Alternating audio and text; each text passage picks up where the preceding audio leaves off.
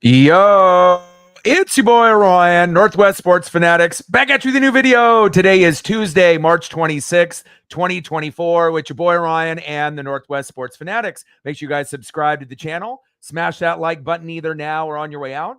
Donate to your boy if you can. Cash App $ORION NWSF or the YouTube Super Chat right here. We got NHL action this Tuesday evening. Anaheim Ducks versus the Seattle Kraken. Puck drop is going to be here in just a couple minutes. Let's cue the music, and we'll get going here in just a sec. Let's go, baby. I'm ready. We got to end this losing streak. Let's go. And it's a pretty bad losing streak that we're in right now. The Kraken are going to try to break their 8-game slide when they take on the Anaheim Ducks tonight. And if we end up losing tonight, we're going to match our longest losing streak ever in our inaugural season. We had a 9-game losing streak where we didn't win a game for almost a whole month from December until January in 2021, 2022. So I'm hoping that we can end up breaking this streak. It's the battle of the bads. Seattle has a 28, 29, 13 record overall, 8-4 record in the Pacific games in the division. And they've gone 9-6-9 in games decided by 1 goal. Anaheim is 24, 43-4 record overall, 5-10-1 record in the Pacific division play.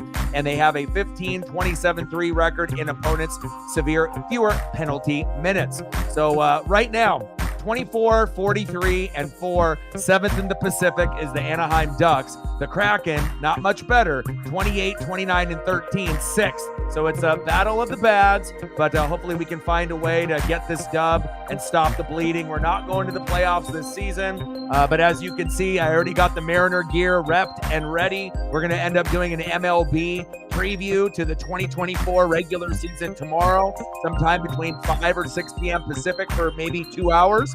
And then we got the Mariners and the Red Sox on Thursday, Mariners and Red Sox on Friday, Mariners and Red Sox on Saturday, even though I'll be celebrating Easter a day early, but I will be back for that particular game. And then on Easter, we'll do Mariners and Red Sox again, and that game will be a little bit earlier, around like 1 o'clock. So everything is situated. I'm ready to go. And again, it's been a very, very tough moment. But on the bright side, Ryan Winterton and Logan Morrison from Coachella, the right winger and the center, are going to actually be playing tonight. And hopefully we get to see Winterton, but I know Morrison's playing for sure. 15 goals, 25 assists for the center for Logan Morrison. And hopefully he can get his first goal tonight. I think what a better way to be able to come in. Riker Evans ended up getting his first goal a couple games ago. And Winterton, this is his second stint with the Kraken, 3 games in November, but a lot of people don't really remember that much because it was a very brief stint. So I'm very excited to see what both guys can do. If Winterton gets in on any of the lines, I think, you know, we have nothing to lose at this point. You might as well see what the young guys can do. And again, we have to stop the bleeding. 8-game losing streak. Let's not make it 9. And I'm here to bring those positive vibes. I got the Mariners, the Seattle vibes going. Let's get ready to go, baby. Sarah in the building. What's good? No problem. No problem. Keep me updated.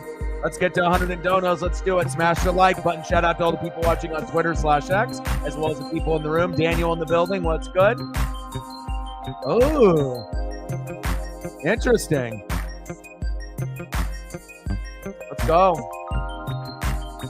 NHL debut tonight. Let's go, Morrison. I'm excited. And then baseball is just right around the corner as well. So there's not a whole lot going on the NHL side.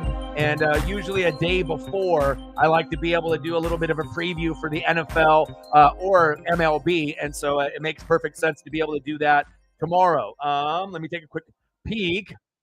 All right, so tomorrow's matchups, we only have 2 games again for the NHL slate, very light. Senators and Sabres at 4, and then the Bruins and the Lightning at 4:30. So depending on what time I start at 5 or 6 o'clock, that broadcast for Bruins and Lightning, I'll probably keep an eye on it.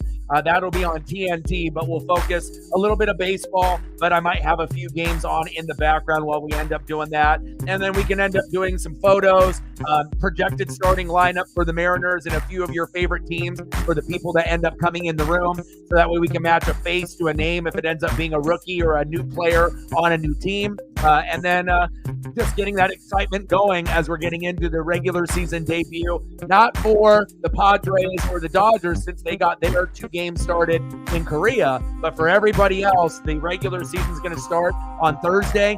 Super excited. I'll be watching baseball from 10 a.m. all the way to that Mariner game, and definitely will be debuting the bigger logo debut with the thumbs. I think it's going to get us more views, and I'll put my little personal touch to it, and very excited. We got Brewers and Mets will be one of the first games to start, so I'll be watching that. That's the first game. Brewers, Mets, 10 a.m. And then we got Angels and Orioles. That'll be at noon. Braves and Phillies, good matchup. Tigers, White Sox, Twins, Royals, Yankees, Astros, very intriguing. Pirates, Marlins, Giants, Padres. Ooh, Cardinals, Dodgers. Oh, Sarah, that's tough. Blue Jays, Rays, intriguing matchup. Nats and Reds, Cubs, Rangers, Guardians, Athletics, and then we got the Rockies and Diamondbacks, and last but not least, at 7:10 Pacific, the Red Sox, Judah's team versus the Seattle Mariners for me and Reflect and a few of y'all. I love you, I appreciate you, and I can't wait for that to get started. Let's go. Ready. Let's go, baby. Got to break this 8-game slide. Please, please, please. And I heard in the pre-show, no Tomas Tata. So no Tata sauce, but maybe Morrison can make up for that. Montgomery to the Diamondbacks. Oh, it's a huge pickup. Huge pickup. And you can kind of see, for the younger teams, the Diamondbacks and the Mariners were kind of like the up-and-coming teams a couple years ago. Now we're going to be favored, in our divisions to go pretty far. So, I feel a lot of people are still going to be looking at the Rangers and they're going to be looking at the Astros. But I honestly believe the Orioles and the Mariners are going to surprise a hell of a lot of people. And I wouldn't be shocked at the end of the day, if the Orioles or the Mariners can stay healthy, that one of those 2 teams might represent the American League in the World Series, or at least in the ALDS or ALCS. I think that's a really good prediction. And then on the, National League side, it's open. We already know that the Braves will be good. We know the Dodgers are going to be good. The Phillies are going to be good. But who's going to be that surprise team? And maybe it'll be the Diamondbacks. And I don't know how much of a surprise it really will be, because we saw the success that they had last year. The Phillies got on the scene. Now we kind of assume that they're going to get there. Now the Diamondbacks are going to be joining the Phillies as kind of those underdog teams. And yeah, I know you got Braves and you got Dodgers, but I wouldn't count out the Diamondbacks or the Phillies again. They got a lot of depth, and it's very exciting that we're getting this close to the MLB starting. Now, I would have loved for the Kraken to be in the playoff hunt, so that way we could kind of go back and forth with Kraken and obviously the Mariners, but we did a hell of a lot of NHL this season. I'll still be able to sprinkle in, some playoff games and everything, but once the MLB starts, that'll be probably the primary focus on the channel, but I will sprinkle in a few NHL games here and there, depending on if the Mariners have a day off. But if the Mariners have a day off, I'll probably end up doing a team and a matchup of somebody in the room. Like maybe I'll do the Cardinals for Sarah, or maybe I'll end up doing the Dodgers for my dad. So I'm not going to end up stopping the NHL, but it'll definitely take a little bit of a step back since we're going to be getting into the MLB season. Let's go. I'm very, very excited. And like I said, we can go over names and you can go over any of the prospects, Sarah, projected starting lineups, and then we can kind of put a face to a name and kind of see, based on what maybe the scouts are saying, what the people are saying, the beat writers. Not a lot of people are going to know for sure, on opening day. We have an idea of who the guys are going to be. We know the starting pitchers, but as far as the starting lineup is concerned, nobody really knows just yet how they're going to end up going about it. And I'm very excited to see how everything kind of plays out as we're going into the 2024 season. So, NHL was fun. It's not over yet. Jared McCann bobblehead knife. It's a pretty sick one, too. So McCann has actually got one of the fish in his hand. That actually would be a bobblehead that I would actually like to have in my collection. So at some point or another, I obviously don't have any money to buy one of those at this moment, but at some point I possibly will. That would be a really cool one to be able to add to the collection. Joey Decord in net. Hopefully he doesn't get pulled. If he plays bad, obviously Crew will be ready, and hopefully we can get the dub here tonight. The salmon, not just the fish, the salmon. I got to get it correct. Let's go. Come on, Hack. I gotta be positive here. It can't get any worse than it possibly already did. And anytime you have something extra to play for. You know, we were in the Winter Classics. That didn't really do it for the Kraken players, right? So maybe the bobblehead day, maybe this will give them a little bit extra energy. I mean, it's the battle of the bads, but it can't get any worse than when we played Montreal. So here we go. I'm excited. I think we actually are going to break the streak. Fingers crossed. And I'm hoping that Morrison gets some good ice time as well. Let's go. All right, let's take a look to see who we have in the first projected starting line. And the Kraken ended up winning the first matchup 2 days before Christmas, 3-2 over Anaheim on the road. And then we have 3 matchups against the Ducks today, March 28th, and then April 5th. So obviously games that can be winnable, and I believe we only have 11 more after this. So pretty much we're just playing for, as Hack would say, for each other, for the fans.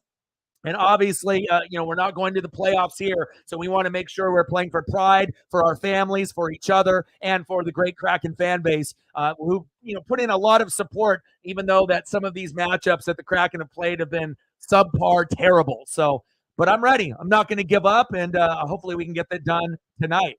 Let's go. All right, let me take a look. We got Ebbs, Shorts, Alexiak, McCann, and Borgen. Can't wait to see Morrison out there at center, too. Yeah. Well, I'm going to be positive Pete. I'm always going to try to bring the positivity. I might get a little frustrated sometimes with support or donos or likes or subs, but again, someone's got to be positive out of the group. We can't have just a bunch of negative Nancys in the room.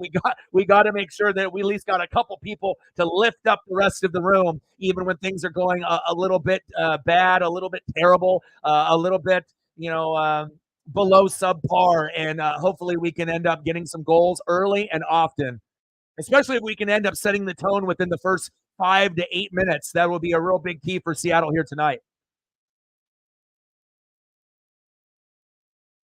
It's all good. Yeah, me and Reflect and a few others will definitely keep everything updated for you on the Mariners side if you have any questions. Obviously, we've been locked and loaded, and Mariners started off terrible, 1-9-1, worst team in preseason baseball, but then they got on a big fucking heater and they ended up getting above 500, believe it or not. So on a huge winning streak. Pitching has been good, hitting has been good, Haniger's been great, Julio's been great. So it is a good possibility. Not only the Mariners could make the playoffs, they could be a wild card team. Hell, they could end up winning the division. And even some people, quote unquote experts, think they might overachieve and that might end up making the World Series this year. I'm not sure if I would say that. That's like a really bold statement, but I think that we have the team, if you're looking at the roster, that it wouldn't really surprise anybody that follows baseball if it were to happen this year, next year, or the following year. It just feels like us and the Diamondbacks and the National League are very, very close. And as long as we continue to make the playoffs, and if we can do it in consecutive years, we're just getting closer and closer to that time where we can maybe represent Seattle on the map. Let's go. 17:08 left in the first period. Gord, Schultz, Burakovsky, Olofsson. Oh, Morrison's in. Woo-hoo-hoo-hoo. Let's go. Something I can get excited about. Dumoulin, Larson, Cartier. Oh, Winterton is in also. Let's go. We got the combo. Winterton and Morrison. Let's go. I mean, when things are bad, you got to look at something, up and coming, and if we can get some of these Coachella guys up to speed, another little thing to get motivated about. So we'll see how they do.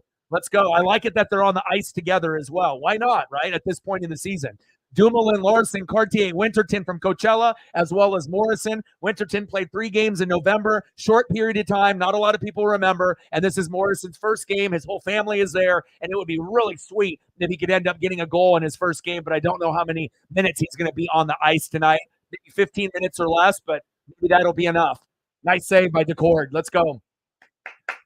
I'm excited too. I mean, like I said, you got to be able to find this little W's when the whole situation overall is this, and we have to understand it. It's been this for 8 games, but let's get to a W. I'm not going to be eating W's like Jameis, all right? But I think that this is a possibility where, I mean, we can't lose to one of the worst teams in the NHL, can we? I mean, it's a 6th place team versus a 7th place team. But we've also shown that, we can play up to the competition, but also the focus has not been there and we can play down to the competition. But since we've been getting beat up so much lately, even though the other team is really not good either, The bobblehead night, the focus, bringing in the guys from Coachella, Hack doing a lot of one-on-ones in practice, a lot of screaming, a lot of yelling, and trying to get these guys motivated. And hopefully we can end up getting the dub here tonight. Let's go.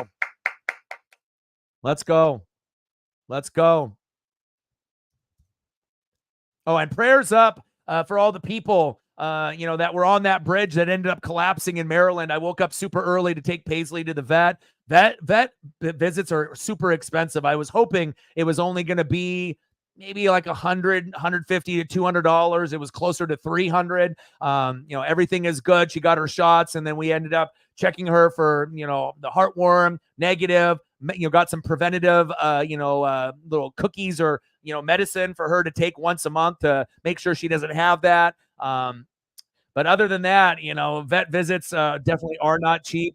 And but she came out healthy, which is good, and I'm happy. She did really good today at the vet, and we got everything done. So I don't plan on having any other visits for the rest of the year. But when things have been pretty hard here on the channel, $300 for a vet visit based on how things have been, dono wise, that definitely hurt. But hopefully things can get a little bit better for us. One-on-one, nice save. But it sounds like out of the 6 to 8 people that were on there that were workers, they rescued 2. 6 of them are missing. They're presumed dead, but hopefully not. And then obviously there was a few cars that ended up going across before the boat lost control, and then the whole bridge went down. Could have been a hell of a lot worse, and prayers up for those people and those families there. Crazy scene. I've never seen a bridge in the United States go down, by a boat ever in my life. And very tragic. And, prayers up to the families and those people. And hopefully they can end up finding those other 6 people. And hopefully at least 1 or 2 of the 6 end up surviving, and we don't have 6 fatalities or casualties. 4 shots on goal for the Kraken, 1 for the Ducks. Yes, I'll get those up for you. No problem. Yeah, why can't we put him in? Seriously. For real. I appreciate that.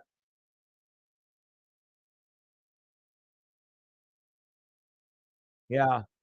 Crazy too, because even though there was an SOS, I mean that big freighter, that thing, it smacked it, because you could just see how it just, I imagine all y'all have seen the video already, but when I was up super early this morning, I couldn't believe my eyes. I was like, oh my God, did that really happen? And obviously had to go to the vet, and then I read up on more of it. But there was quite a few people that saved a lot of lives there, with the Coast Guard and everyone else. And luckily it wasn't during like rush hour. Otherwise we could have had hundreds of fatalities or deaths, because it's a pretty big drop off. It's like 185 feet, from the top all the way down. So, that's not just like a 20-foot drop. Like if you jump in, off a diving board, it's a huge drop. So, prayers up to those families. Very tragic. All right, we got Dumoulin, Larson, Gord, Burkowski, and Cartier. Yeah, 225. Yeah, I think some areas of it was like 185, but yeah, you're probably right. I didn't read the whole thing. I just glanced through it, but I would assume, 185, 200, definitely high up there where you could, fall off and definitely perish for sure. All right, 13:22 left in the first period. Dumoulin, Larson, Cartier, Winterton, and Morrison back on the ice together. Let's go. Ooh, Gibson with a save. Off the crossbar. Ooh, okay.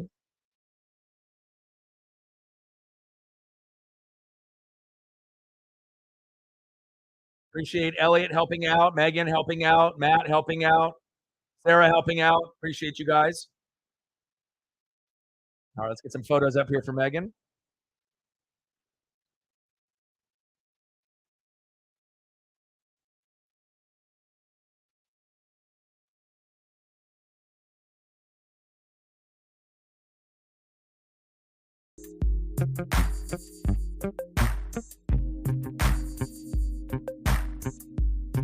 Shout out to all the people watching on Twitter/X, as well as the people in the room. I love you guys, and I appreciate you very, very much. Go Hack. I still believe in you, bud.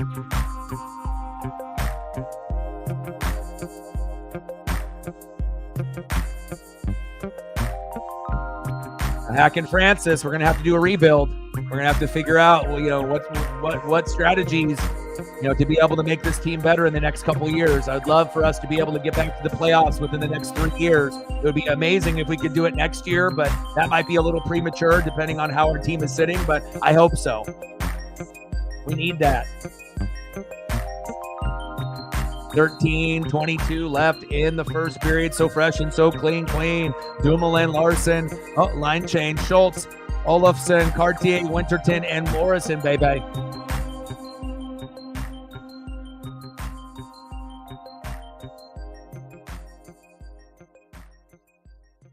Let's go, baby.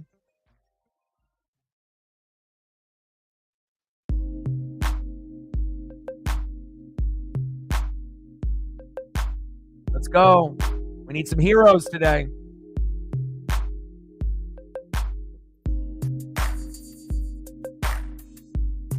Elliot in the building. What's good? You like that card that I sent you? Pretty dope, huh? It's cool because that particular series, they usually have artists and they end up putting their own kind of touch to it. I actually have a Ken Griffey Jr. card when I ended up saving my friend's dog. Remember, I don't know if you guys remember that about 2 years ago. We ended up raising about like $2,000 on the channel, and I ended up giving away like 1,000 or 1,200 of my own money at the time to be able to save this dog because the surgery was going to cost like $4,000. And at that particular time, as kind of a little gift and a thank you, they ended up getting me like one of those Ken Griffey Jr. Topps cards that's made by specific artists. And sometimes they're like graffiti artists, and then they work with Topps and they come up with their own kind of collaboration, whether it's, half baseball player card, half like Marvel or DC, or they might incorporate like Frankenstein with like the bolts or whatever, but they just try to give it like its own personal touch. And I saw that and I thought of y'all, and I thought that would be a cool thing to share with you. Every once in a while, I'll see something cool like that on the timeline. 12:30 left in the first period. Let's go. Alexiak, Bjorkstrand, Borgen, Tolvanen, and Beniers. Right now, from what it says, Riker Evans and Vince Dunn are the two that it shows for the status is out, but maybe there will be more. That's just what it shows on ESPN at this time. 6 shots on goal for the Kraken, 1 for the Ducks. Oh, you did. You're hooked. You're like, I hate baseball. And then I was like, you need to go with your friends. You'll go together and have a great time, and you're going to be hooked. And then now, like a year later, you're already on your second year in fantasy baseball. Padre legend you are, and I'm happy that you do. Who'd you end up getting in your draft? Are you still currently doing? Yeah, send it to me. Let me see what you got. There we go. Yeah! Eli Tolvanen, Tolvi with a wrister. 1-0 Kraken. We're winning tonight. We're breaking this losing streak, baby. Yeah. That's what I'm talking about. I mean, it's Jared McCann bobblehead night. We're not losing. Come on now. Yeah, baby. What a pass. Eli Tolvanen with the wrister, assisted by Maddie Beniers. A beautiful pass by Maddie, as well as Jamie Alexiak. Let's go, Maddie. What a pass. Let's go, Kraken. I ain't giving up. Not every year is going to be a playoff year. And plus, it makes you more of a fan. Of course, if you're just going to be able to celebrate wins all the time, like if you were a Patriot fan for 20 years, yeah, that's fine. But what happens when the team isn't good anymore? How many of those fans that were bandwagon for the Patriots are still Patriot fans to this day? Not many, unless you're diehard or you live there. Let's be honest. After Gronk and Brady left and there's no more Belichick, the ones that actually live there and have the season tickets, the diehards. But there was a lot of Brady Gronk bandwagons that ended up being Buck fans when they came to the Tampa Bay Buccaneers or decided to switch teams. And again, you get a lot of that with the Lakers, the Warriors, the Yankees, the bandwagon teams. But when you end up having bad seasons, it ends up building character, but you just can't have too many bad in a row. Otherwise, it does affect your mental health. And we want to make sure our mental health stays on the up and up, and we don't want to have to worry about our mental health as much. So, again, I like the way that, we're positioning ourselves. We still got a long ways to go, and at least the Kraken ended up making the playoffs, within the first few years in their existence. But it shows you how much distance that they need to travel to get there to be able to be a consistent NHL playoff team. We got a long ways to go. But tonight, we're one step ahead, 1-0 against the Ducks to be able to break this 8-game losing streak. Let's go. Awesome passing, too, by Matty Benias. Matt in the building. What's good, brother? Let's go. 7 shots on goal for the Kraken, only 1 for the Ducks. Jared McCann bobblehead night. Let's go. First 10,000 fans received a bobble. And I'll tell you what, if I was in Seattle and I had access to this game, I definitely would have gone there for the bobbles, for sure. Oh, and I'm not able to go to the Mariners, for my birthday and do the trip overnight because of the situation that I'm in now with Paisley and where I'm staying. But on July 4th, my buddy Justin ended up getting tickets. So we're going to be in the section 119, perfect, in the 10th row, perfect spot to be able to get a foul ball. And if I end up getting one, I'm going to try to get one for my friend because my friend hasn't ever got one. But we are going to be going there for the day. So I believe that will be, let me see. We're going to go, I got to fast forward here. So we are going for the fireworks show. And the game is going to be amazing because it's against the Orioles. So my, 2 teams that I love to be able to watch on the up and up. And they'll have a fireworks show. And again, we're going to wake up early, drive up there, probably leave at like 7, 8 in the morning, get there around 11, pregame. Game is at 1 to 4, fireworks and whatnot, I believe. And then after that, if they do the fireworks on that particular day or if they do it the day before, I would assume that they would do it on that day. And then we'll just end up driving back, and I'll be back at like 7 p.m. After the game is over. So I'm hoping, Adley Rushman foul ball, Julio foul ball, whatever it may be. But if I end up getting a ball, even if it ends up being Julio, I'm going to end up giving it to, one of my best friends, Justin, because, again, he's been to like 100 games between the Dodgers and the Mariners when he used to live in L.A., and he's never even gotten close to a ball besides being with me when I ended up getting the Julio ball in his rookie year. So I think that I already have quite a few. I have, 2 AAA balls from the Beavers, which is no longer in existence, and I got 3 Mariner balls or 1 Dodger ball, 2 Mariner balls. So I think it's only fitting that if I can help my guy get a ball, and if I'm really lucky, maybe I can end up getting 2. So that way I can keep one for myself and then end up giving one to my buddy. Travis in the building. What's good? Let's go. 6-man league. Oh, okay, good. You got 6 instead of 4. Let's go. Yeah, Seattle's winning tonight. It's Jared McCann bobblehead night. We're winning. We're on an 8-game losing streak. We're dog shit. The Ducks are dog shit as well. So, 7th place versus 6th place. And I feel that, maybe Anaheim has given up on their season, but Hack will not let them give up. So I feel with that extra incentive with the bobble and whatnot, and just being able to go through a lot of one-on-ones, a lot of screaming, a lot of yelling, you got to be able to play for not only the fans, playing for each other, play for your family. And I think the message got across. We needed to be able to get a goal within the first 10 minutes. We pretty much did. And I like where we're sitting right now. Let's go. Let's go. And plus, when I'm doing almost every game of the Kraken on the channel, it's really frustrating and it wears on you when you go loss after loss. It's okay if I end up having a couple losses in a row, but once you get to like that 3rd loss in a row, it starts to kind of it irks you a little bit, and then you get to that 4th loss in a row, and then you feel like you're never going to win. But now it feels like maybe this will be the matchup that'll get us off the schneid.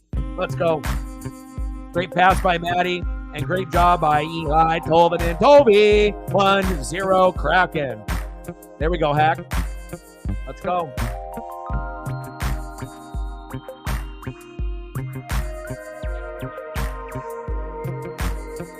All right, we're going to take a peek at Elliot's team real quick.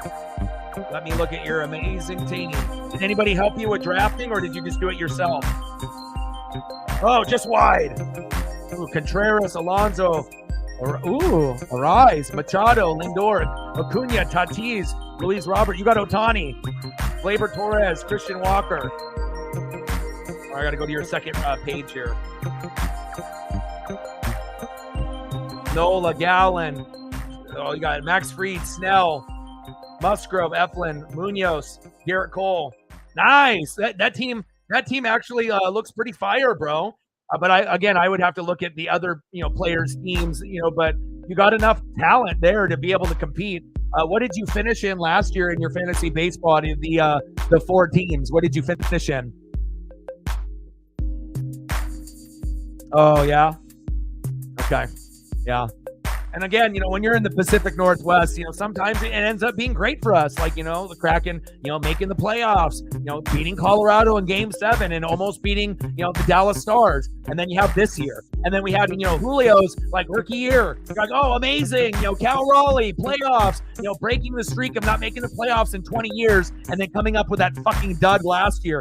So it's like almost like a sophomore slump, which you kind of hear in college football sometimes when you have an amazing freshman year, but then you have that sophomore year that it just doesn't work out. So hopefully we can have some consistency, but if I had to take a guess, until things improve on the Kraken, we're probably not going to be able to make the playoffs in consecutive years until we end up building a little bit more. But as far as the Mariners are concerned, we should be able to not only make the playoffs in consecutive years more times than not, but the team is built for a long-term haul. So we might be able to not only, compete for the division, wild card is possible, but we also could possibly win it over the Rangers and Astros if we stay healthy. We got a top 5 pitching staff. A lot of people think we have the number 1 pitching staff in Major League Baseball 1 through 5, even though Wu got hurt and we got Emerson Hancock stepping in. But still, you don't want to give us credit, and we don't want to think that we have the number 1 starting rotation 1 through 5. We're in the top 5. And we can't be any lower than probably 4th if you're a hater, but most people have us in 1, 2, or 3. Some people might have us at 4 or 5, but top 5 starting rotation, pretty awesome. We got rid of some pieces that struck out. No Eugenio Suarez, no Teoscar Hernandez, no Jared Kelenic. We brought in some guys. We brought back Mitch Haniger back and got Polanco and Garv and a few others from other teams. And it seems like it's a good fit. And a lot of us are very excited on the potential of ALDS, ALCS, or a possible World Series berth this year, next year, or the following year.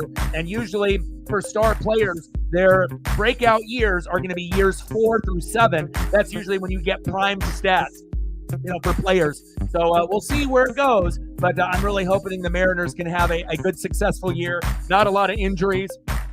And hopefully we can have a lot of success because we need it. This Kraken season hasn't panned out the way that we wanted. So for all the Kraken fans that root for the Mariners, we need something positive in our lives. And luckily, baseball is just right around the corner. Elliot, I'm going to be doing a baseball preview so we can talk about starting lineups, getting photos matched up with names, projected starting lineups, going over the pitchers, and then maybe the projected starting lineups for your team, for the Padres, the Mariners, Sarah's Cardinals, maybe the Dodgers. And we'll end up streaming probably for 2.5 hours tomorrow. And then we'll be doing the Red Sox and Mariners from Thursday through Sunday. Thursday at 7, Friday at 7, Saturday, I think it's like 6:40. I'll be back celebrating Easter before then. And then we have a Easter Sunday game at like 1:30. And I'm going to end up doing that as well since I'm celebrating Easter a day early with the fam. So, ooh, Winterton, just a little bit wide. Yeah, how did you get Ohtani, Acuna, and Tatis? And you finished second last year and you won the year before. Wow, it's already your 3rd year. You're a fucking pro, bro. I love it. And so obviously you're going to be looking at stats and analytics, and then that's something that you can provide on the channel as being a baseball expert, not only for the Padres, but as far as the players that you have, because it'll force you to watch, those at-bats and those games. And that's what makes it, good. It's not only being a Padre expert and a Padre fanatic, but it's to be, very well-versed as the league as a whole. So that way you know what's going on, not only in the National League, with the Padres, but also in the American League. Big fact.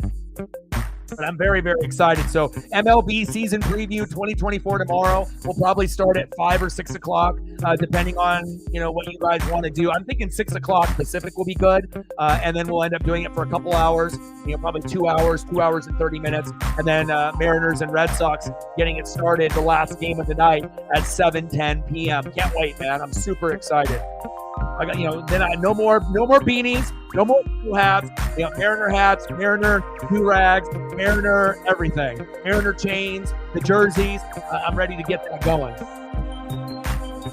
You took Acuna with the first, and then Ohtani and Tatis at 12 and 13. Too bad you can't use Ohtani for pitching, this season, but he should be able to be a very, very good bat. So I assume someone took Betts and Freeman, so you didn't have a chance to get those guys. But who are the first picks in the draft for you, Elliot?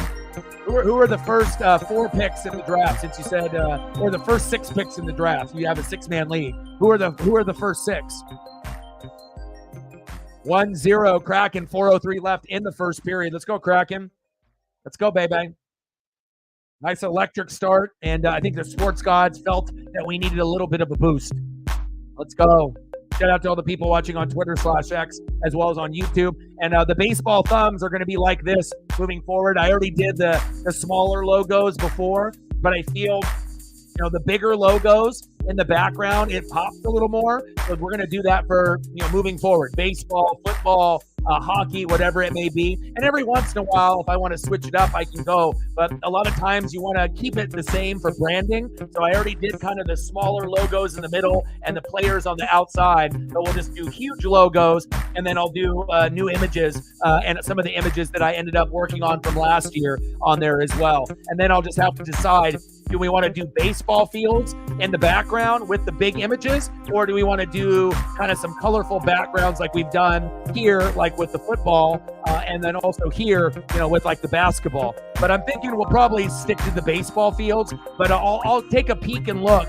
So depending on where the game is being played, maybe I can end up incorporating something like Space Needle, like we ended up doing in this particular photo in the background. Maybe we can do something like that with the Space Needle, colorful sky in the background, and then we can end up doing something like that, depending on what it looks like. So it'll give us a few options there, but I like using the bigger logos. I'll be the only one on YouTube that does it that way, and if you see anyone else that does it like that, they copied my style. So I definitely want to innovate and be original, and I feel that you have to make sure that you grow every season. You want to make sure you're giving the fans and you're giving the newbies and the people that are watching you on different platforms something new and different, not staying the same. So there'll be definitely a lot of new things that I'm going to try to add to the channel as we go into 2024. Let's go. Acuna with the first, Ohtani, Tatis at 12 and 13. Acuna, Soto, Betts, Strider, Freeman, Tucker. Who the fuck took Soto second? Really? Where the hell did Julio go? Should have got Julio, bro. Julio's going to have a good year this year. It could be a 30-30 year for Julio, or it could be a 40-40 year for Julio, depending on, if he can get going. 40 stolen bags and then 40 homers. 30-30 is definitely doable, but I mean, at some point this year or next year, Julio's going to have a few 40-40 years. And then maybe at some point, even a 50-50 year, maybe by year 4 through 7, once he gets into his prime. That would not shock me. But he's not there yet. But don't be surprised, because at some point, Julio is already ranked, for most people as a top 10 player in baseball. But if he keeps progressing, he'll be top 7, top 5, and then maybe at some point in Julio's career, if we want to get to the World Series, he'll end up being a top 3 player. And that's really what I'm excited about, at one point or another, him either being number 1, number 2, or number 3 overall.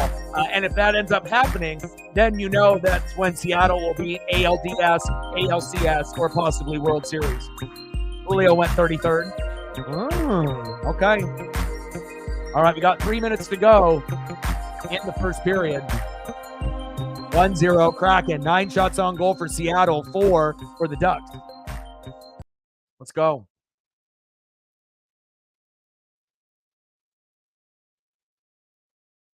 Let's go. Another goal. Yes, sir. 2-0 Kraken. Guess who? Jordan Eberle, assisted by Jared McCann. I told you we're going to win. Jared McCann bobblehead night. Bang, bang, bang, bang, bang. Bang, bang, bang, bang, bang. Let's go, baby. 2-0 Kraken. I mean, 8 games in a row and me doing like almost every single one. I mean, if that doesn't get you a little depressed, I don't know, but you have to believe that you're going to turn it around. And there we did. Let's go, baby. Let's go, Kraken. Let's go, baby. Nice job, Jordan.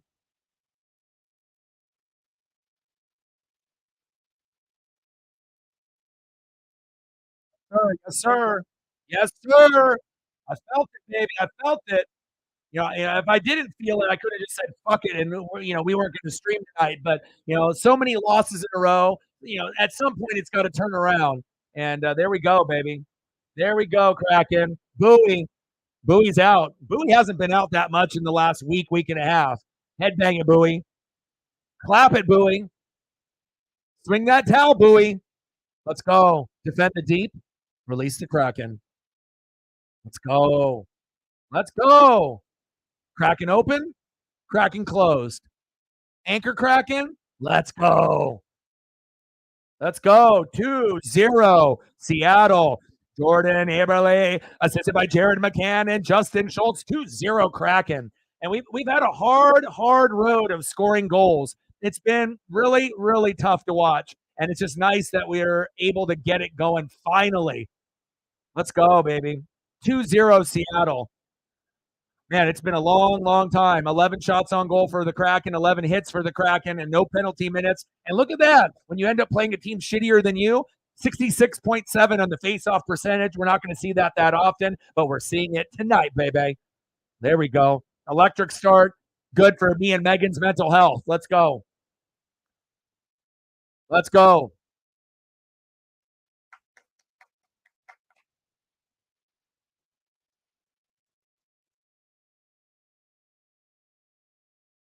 Yeah. Stats and analytics, man. Sometimes it's not about name recognition. You got to look at the stats. All right, we got a hack sighting. We got a dark blazer, white undershirt, and then a white, and then a black and striped tie, black and I don't know, kind of pink and red. He's got little graphics on that. It's an interesting look. I don't think he's wore that combination of a suit all year, but he's looking good. 2-0 Kraken. Yeah, please do. Hopefully, we can get some support again. I got to be able to pay bills at the very least. Like pay for the internet bill so that way I can continue the dream and continue the streaming process. I don't need to be rich. I just need to be able to be compensated fairly for the hard work. I mean, hell, that vet bill is $300, man. Didn't even have enough for it. Let's go.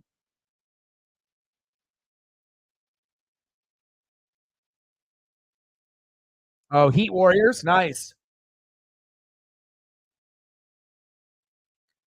And hopefully the baseball support will be better than the hockey support. I mean, you're going to already have so many looky-loos, on Twitter/X, or YouTube. But I mean, I got to be able to do the basics, pay the internet bill so I can continue the dream, get a cell phone paid, make sure I have food for Paisley, just, basic shit, being able to survive, being able to eat. That's sad when it's coming down to that. Support needs to be drastically better.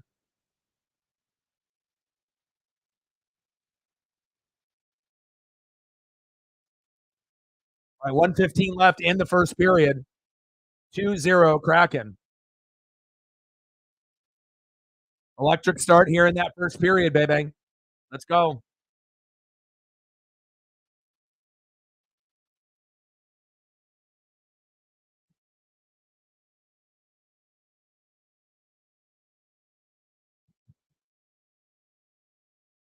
All right, Kraken finished strong. I mean, I'm not expecting a third goal in the first period. But that would be sweet. But nice that they ended up rewarding the fans, with 2 goals in the first period with the Jared McCann bobblehead day or bobblehead night. So, yeah, no shit, bro. You don't got to tell me. I already know this, man. I mean, like I said, for me, grinding almost every day, and then at the end of the month, looking at what I'm going to be able to get. I'm still right now paying back shit from 2022. Because the donos have been so underwhelming. Not only last year but the first part of this year. Like I just want to be able to get square. But hopefully we can get more people to be able to appreciate all the hard work and the positive vibes, and especially bringing in a positive place where people can come every day. you know that's not something that you're going to be able to do just anywhere on YouTube.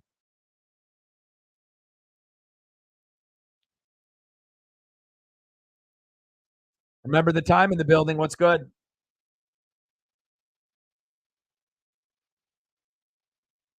No problem.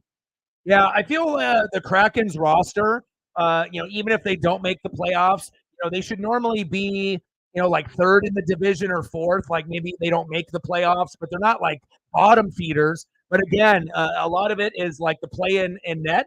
Hasn't been consistent with Decord or Grubauer as of late, and a lot of the guys that we count on, Jared McCann, Matty Beniers, Oliver Bjorkstrand, for guys to be consistently good every night, haven't. So if you're only getting like a goal a night, and other teams are getting 4 or 5, I mean, at some point, things need to change. But we need better centers, we need better forwards, we need better defensemen, and at some point we may have to move on and try to find someone better than Joey Decord or Philip Grubauer. As much as I like those two guys, but if we want to be able to compete in the NHL, this roster is just not good enough at this point. We've definitely underwhelmed, compared to what we did last season. Big facts.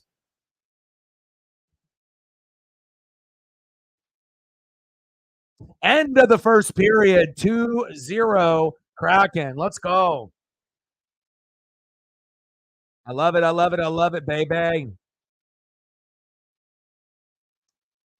First goal, Eli Tolvanen, 16th in 2024, assisted by Matty Beniers and Jamie Alexiak. Second goal, Jordan Eberle, 17th of the season, assisted by Jared McCann and Justin Schultz. 2-0 Kraken. I can't even tell you the last time we had a game where we actually had 2 goals in the first period. That's how long it's been. Like, I literally cannot remember the last time we had a 2-0 lead after the first period. It feels like it's been like months since we've had a game like this. So let's get some photos up as we're at the end of the first period. So let me know what you guys want to do for photos, and then hopefully we can get some people to support and show some love. O-Dog doesn't want to be homeless dog. Facts.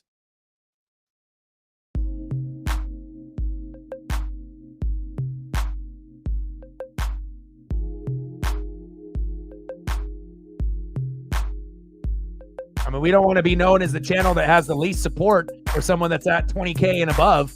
That's not a stat that you want to have in your library, to be over 20K and have the least amount of people supporting. Not a good look, especially for newbies, that are coming through and seeing what's going on the channel. It's a good question. I don't know if I get it. They want to be able to prevent, big hits and CTE and whatnot, but the hip drop tackle, I'm not really a fan of that new rule, you know what I mean? But I understand why they did it. And I'm not really a big fan of the new kickoff, rules, but I understand why they did it. They're trying to prevent serious injuries, but it seems like they're just taking away, a little bit here, a little bit there, from the game. It's not the same game that I grew up watching in the 80s and 90s by far. All right, let me know what you guys want to do for photos. You guys comment in the chat, and hopefully your boy can get some support before the night is done.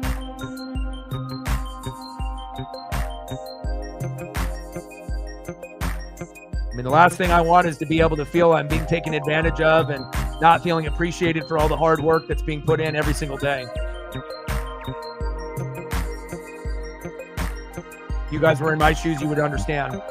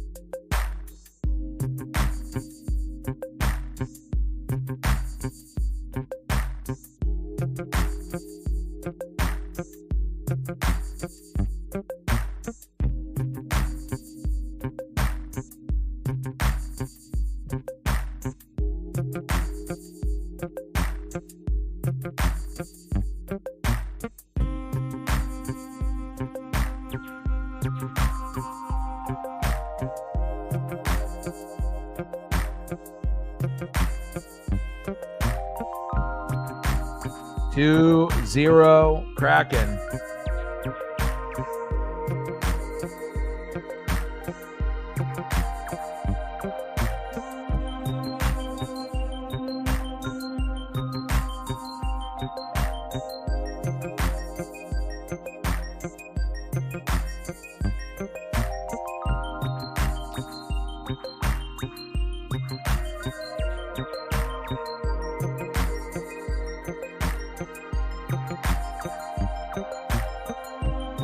Take a look at some stats as we're coming back from the commercial break.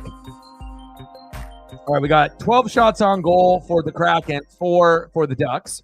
We got 12 big hits for Seattle, 6 for Anaheim. 0 penalty minutes is exactly what you want to see. 2 penalty minutes for Anaheim. And the face-off percentage is amazing, 61.9%. That's probably the highest that we've had after a first period all season.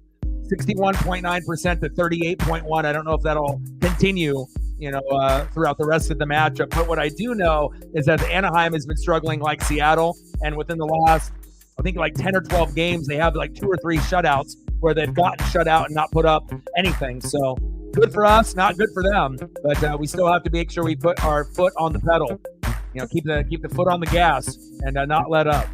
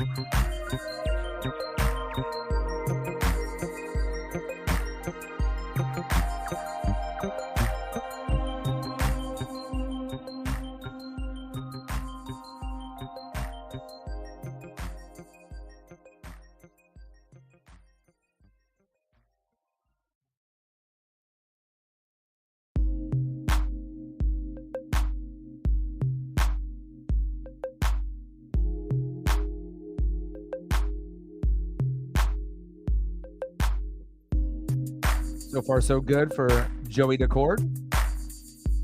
Let me take a quick look. What else do we got here?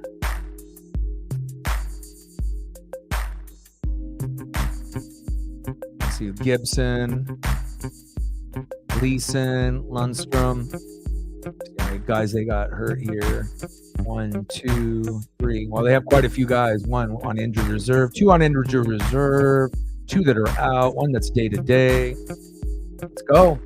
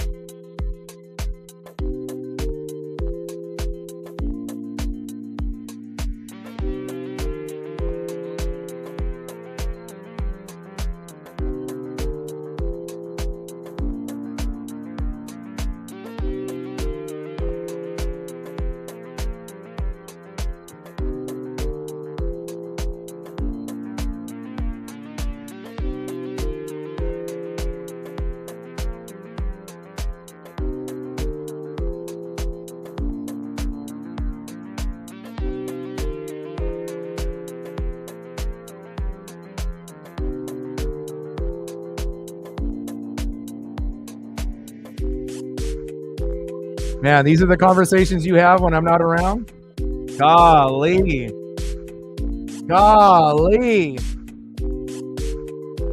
Second period, 2-0 Kraken. 13 shots on goal for Seattle, 4 for the Ducks.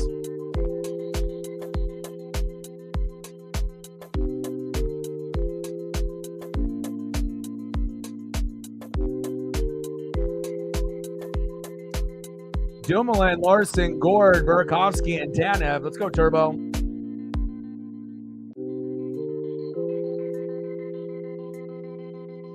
Anaheim Ducks 6-25 when trailing after the first period, which bodes well for us. Let's go.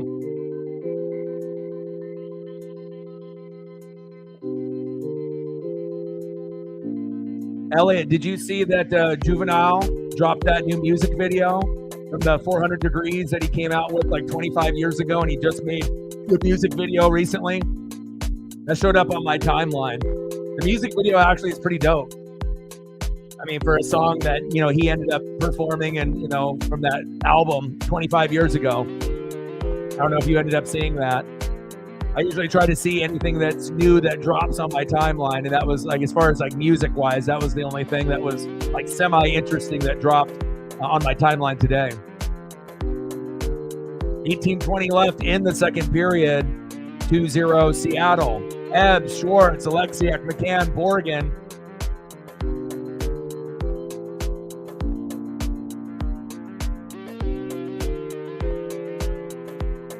It's a little bit before your time, though. You know what I mean? That's kind of more my era, not your era.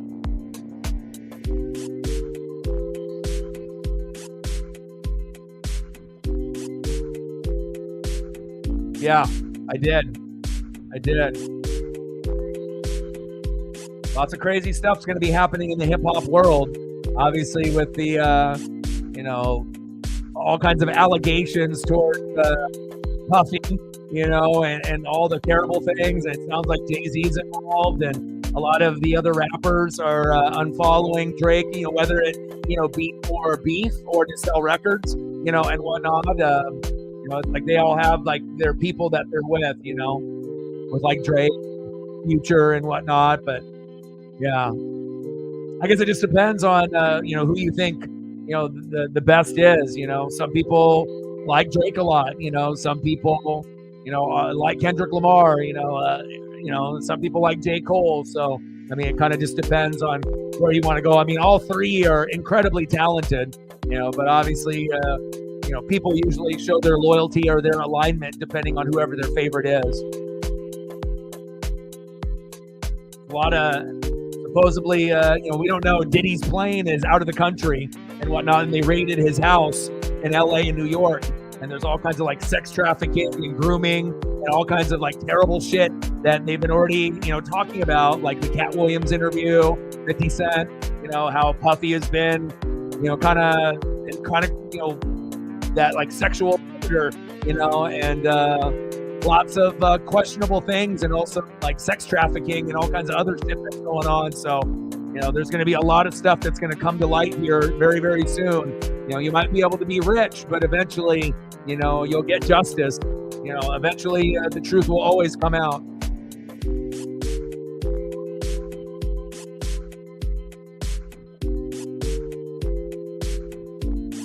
It sounds like, you know, and a lot of these people, you know, have links to like Epstein Island and stuff too. Jay-Z and Beyonce went there, you know what I mean? So there's all kinds of crazy stuff going on, like where you might think your favorite actor or actress is like a good person, but in reality they're not. You know, there's a lot of crazy, shady stuff that goes on that people don't know unless you read.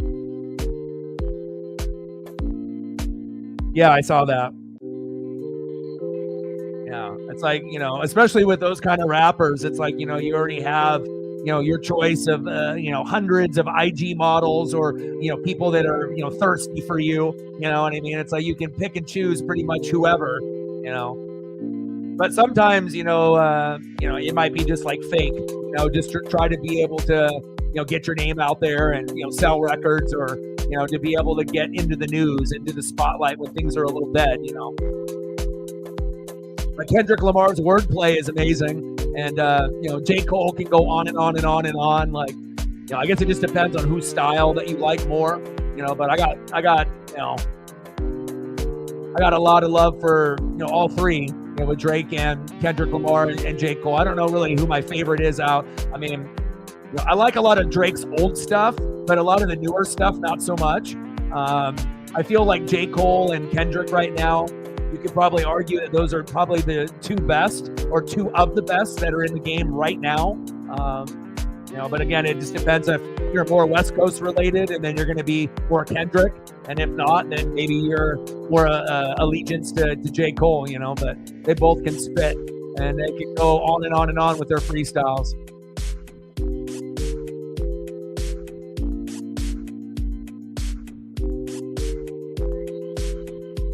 15:25 left in the second period. Seattle on a power play. Ebbs, Schultz, Schwartz, Burakovsky, and McCann. I like Kendrick a lot.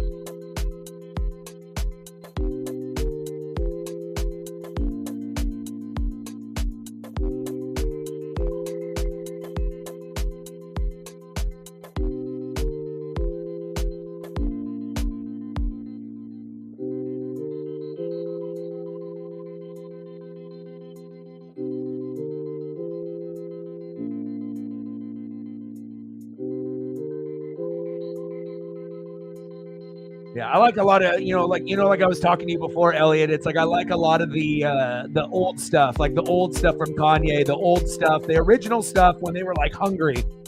Oh, baby, like when they wanted to make it, that stuff is like eternal. But some of the newer stuff is kind of hit or miss. 3-0 Kraken. Here we go. Here we go, baby. That's what I'm talking about. Oliver Bjorkstrand with the snapshot, assisted by Eli Tolvanen and Matty Beniers. Let's go, Bjorky. About time, baby. Let's go. Yeah, baby. Nice job, Bjorky. 3-0 Kraken. That's good for my mental health. Way to be electric, baby. We've been waiting on you. I mean, what else can I get? Can I get a Matty Beniers goal? He had one taken away in the last game. Let's go. 3-0 Kraken. We're due. Man, we might actually hit 5 or 6 goals tonight. It's like I was starting to forget what it was like to score goals. For a while there, we were only scoring like a goal a game. That was rough. Nice job, Bjorky. Maddie's got 2 assists already tonight. I love it.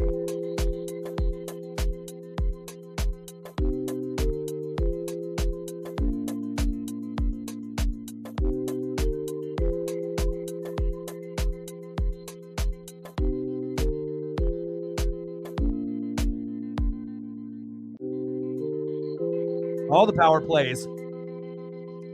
And also, too, we've gotten 2 goals off power plays. Normally, we never get goals off power plays, or at least not as of recently. So it's nice to be able to get not only 1 goal on a power play, but 2. So, hey, I know Anaheim is hating life right now, but hell, we've been there. I mean, we were on an 8-game losing streak, and that streak ends tonight, baby. And then we'll do baseball preview tomorrow, and then we'll end up doing Mariners and Red Sox, for the next 4 days, unless on Easter I decide to do like the Dodgers and Cardinals instead. It's a little bit later. But again, no Ohtani pitching. If Ohtani was pitching this year, then obviously I would want to do every Ohtani start. But, if he's not, then we're going to just kind of pick and choose, in the matchups. But I definitely got to be able to grow the Mariner fan base. No worries. And the Kraken don't have as much support, on socials or on YouTube. It's kind of sad, but hopefully, as they get better and the more playoff opportunities they have, that more fans will pay attention.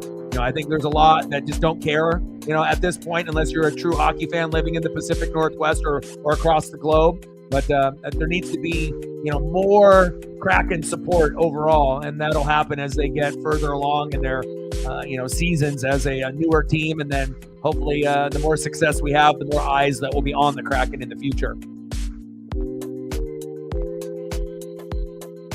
Yeah, that'll be good. I can't wait. That'll be an exciting day for you.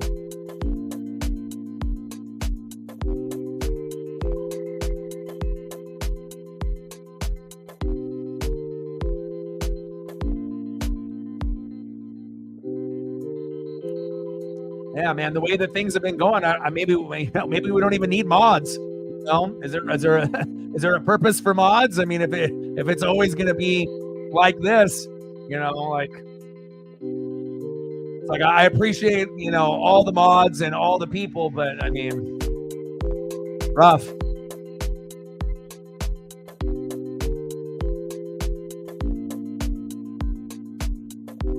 Like, what are we modding? 12:46 left in the second period. 3-0 Kraken. Let's go. Let's make it 4. 16 shots on goal for Seattle, 4 for Anaheim.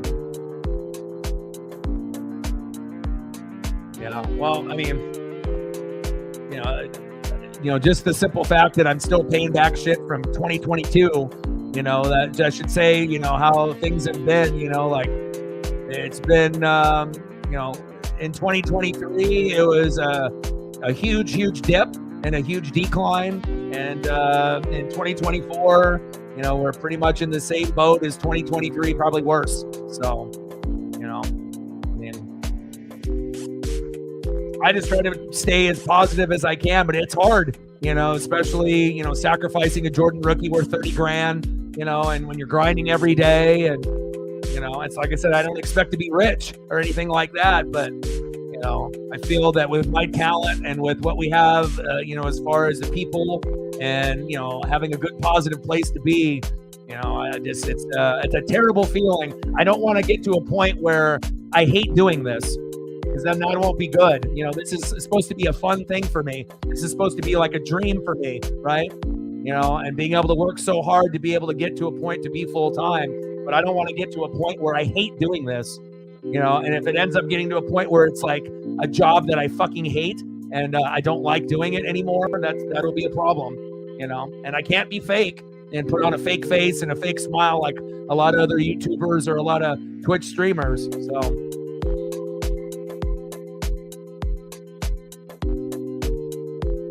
but, you know, it shows you it's one of those things that it's not just one person, you know, but it's a collective unit. You know, it's like when you have one person, then it leads to another person. And then when certain people, you know, disappear from the channel and everyone thinks it's like, oh, it's okay, now I don't have to do anything, you know, and then that leads to the next person and the next person. And then the newbies come in and they think, well, I don't need to do anything either. And then all of a sudden I'm here, you know, struggling every single day. You know, it's a, you know, terrible feeling, to be very honest, you know.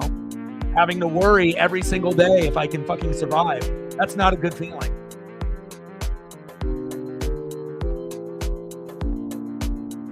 But I hope I don't get to that point, you know. But again, it's like, I don't know what, you know, I need to do. You know, I've improved the stream. I've improved the thumbnails. You know, I've made sure taken care of all the trolls and all the haters, you know, but it seems like no matter, you know, what I do, it's never enough, you know. It's just sad, you know, but hopefully I don't get into any kind of depression, you know, or any type of extra anxiety. And if I didn't have Paisley, I don't know where I would be, honestly, because there's been a lot of dark nights, you know, and you have to be able to put yourself in my shoes, you know, if you sacrifice the $30,000 card, you're doing your dream, you're giving it your all, you know, and, you know, you're having little to no support or results, you know, and then some days are great, you know, where we have goats that step up, but, you know, compared to where we were and to where we are now, it's a night and day difference. It's heartbreaking. It makes me really fucking sad, to be honest.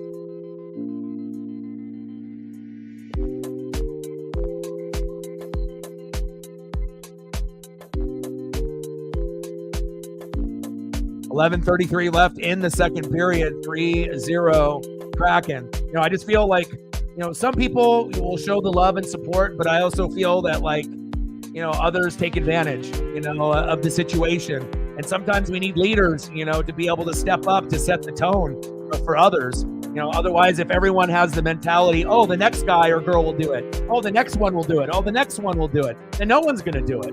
And at the end of the day, I need to be able to, have internet to be able to continue the dream. I need to be able to eat, just to do the basic stuff. And when it's getting to a point where it's tough to even do the basic things, like wondering if I can eat, wondering if I can actually get a bill paid, it's frightening.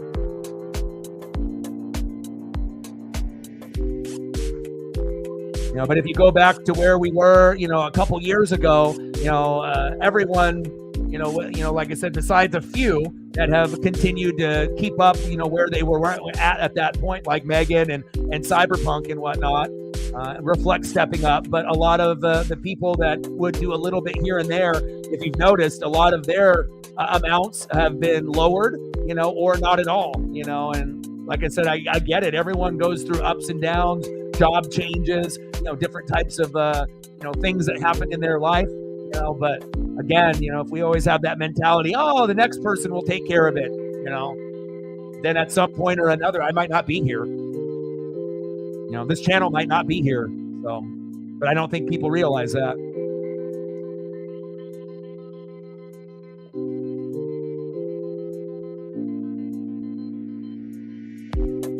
But the worst thing is just not feeling loved and appreciated,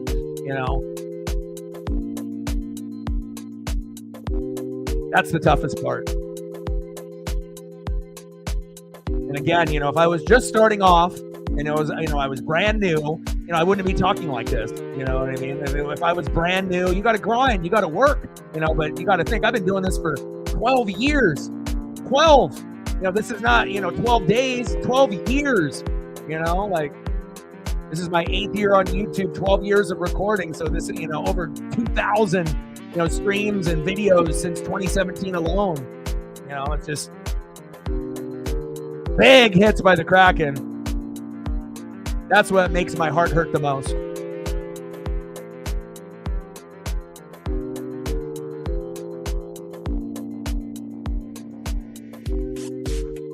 I don't see anybody else at 20K subs getting treated like this, so I guess it is what it is. 18 shots on goal for the Kraken, 6 for the Ducks. 8:39 left in the second period. 3-0 Seattle.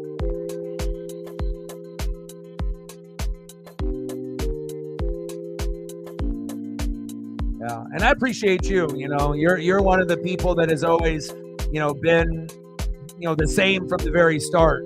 So, anytime I'm saying these things, it doesn't really, go to you or Cyberpunk. For the people that have stayed true. And again, I get it. Not everyone's going to like hockey or NASCAR or basketball. But the thing is if I do like an NFL freestyle stream every day, we got to have people show up and people support. So that way, if we get less people in the stream, then I got to be able to counteract that and be able to get better numbers on donos or views or subs. There has to be a balance if we're not going to be doing games.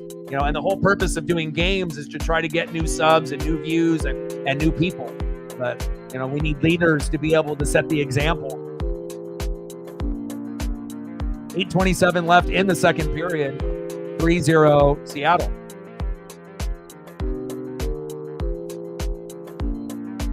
Yeah, just, and like I said, to go from, 10 goats, to, hopefully, we get one that shows up. That's, like the most heartbreaking shit ever. It's not like the channel has gotten worse. The thumbnails have gotten better. The scoreboard is there.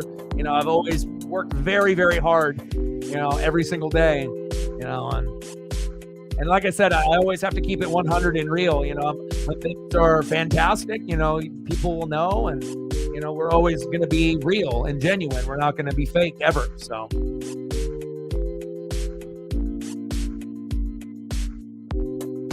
But I'll be honest, 2022 was great. 2023, a lot of that year was really a big struggle. And we're in 2024 now. And, I just don't want to get to the point where I hate doing this. That's if you were in my shoes, you would understand.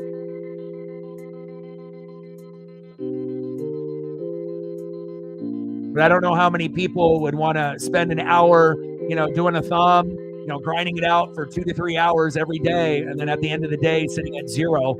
I don't know how many people would actually love to do that. Just continuously being at 0 or 1 or 5. It's like I can't survive like that.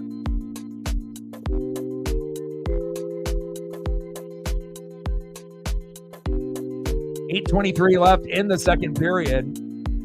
3-0 Kraken.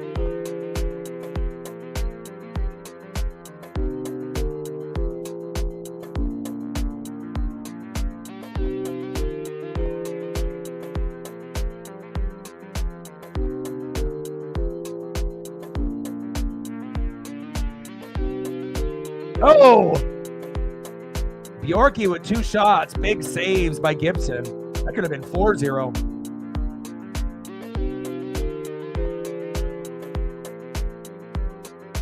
No worries. Megan, you don't got to worry about anything. It's like I worry about everybody else. Like I said, support from where we were to where it is. It's just, I'm at a loss for words, to be honest.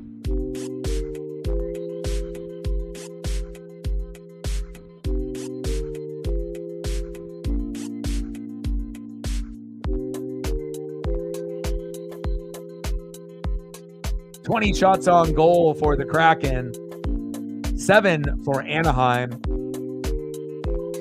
Take a look at the stat line. 15 hits for the Kraken, 8 for the Ducks, and only 2 penalty minutes for the Kraken. 60-40 in face-off percentage. So far, so good.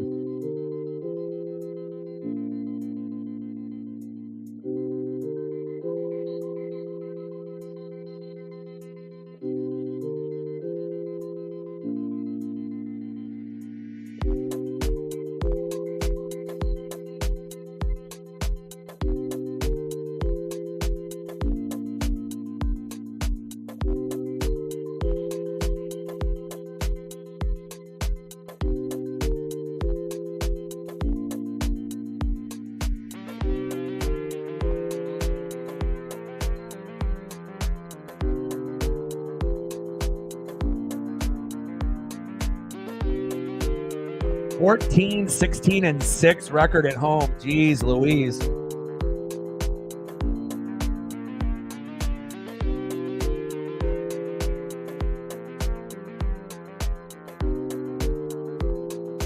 Hockey from home, what's good?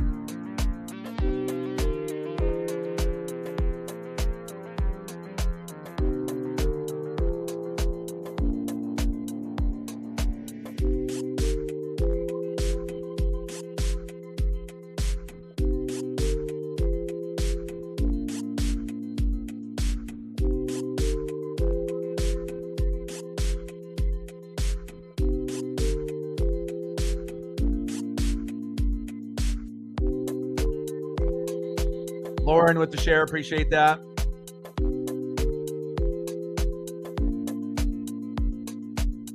But it makes me worry too, because based off the MLB last season, the support was almost non-existent. So I mean, that's what we're going to be getting into here for the next few months. So that's really what makes me nervous and worried.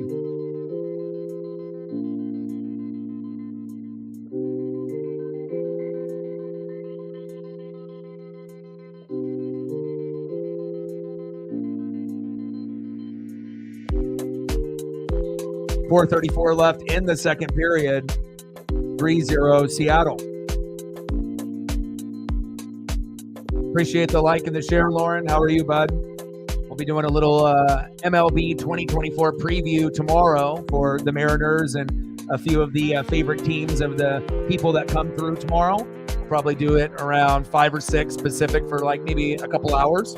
Just going over photos, names of the new additions to the team. And we obviously know the projected starters for the pitchers, but we don't really know necessarily what the lineups are going to be just yet for every single team. But it'll be nice to kind of go over, certain teams and, projections and what we think that might end up happening this upcoming season. And then we'll be doing the Mariners against the Red Sox for the next 4 consecutive days after that. We'll be doing Thursday, Friday, Saturday, and Sunday. even including Easter. So.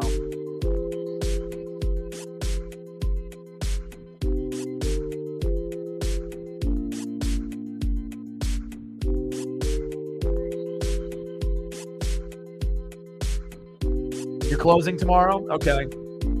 Yeah. Oh, like I said, it's just a preview thing, where we're just going to talk, about the MLB and, anything like that. And then, again, whenever you have a chance, you'll hop in, and then we'll get a lot of the other Mariners fans that, came through. I imagine they'll come through for the streams, and, Rooftop will try to come through, and, we'll try to be able to help each other out. And I'm excited for the upcoming season. Should be a lot of fun. And then hopefully we can get the proper support to keep things moving.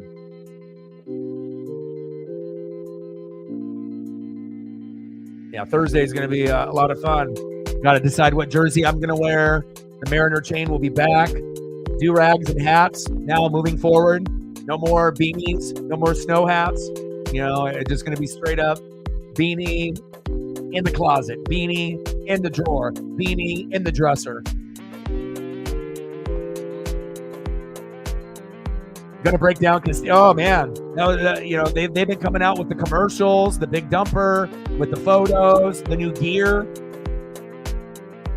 You see on a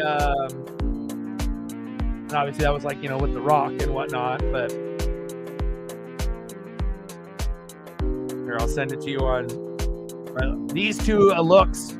You probably saw them on socials. I just sent it to you on your Instagram, Lauren. But the Julio jacket, very clean. Oh, baby, 4-0 Kraken. And then the fit by Bryce Miller with that white sweatshirt with the beanie. That's a cool look. I like those two looks more than the other. But the gear, wow. I don't necessarily think every jacket and every look on the Mariners socials was like I would buy. But the Julio with the jacket, very, very clean. And I like the sweatshirt look with the beanie with Bryce Miller with the old logo. Even though it wasn't, too fancy, but sometimes simple is nice. So let's go. I wanted Matty Beniers, and we get Matty Beniers. He had a goal taken away in the last game, and it's nice to be able to have that electricity, baby. Nice job, Matty. 2 assists and a goal tonight, assisted by Eli Tolvanen on Jared McCann bobblehead night. 4-0 Kraken. We are long overdue. And again, if we would have lost this would have tied our longest losing streak in our inaugural season, where we didn't win a game for about a month, from December to January of 2021. So nice for us to be able to have, I don't even know if we've ever had a 4-0 matchup at, this season. I can't remember the last time that we had a game like this. It seems like most of the games in our losing streak, we were only scoring like a goal, like 2, 1, or none. So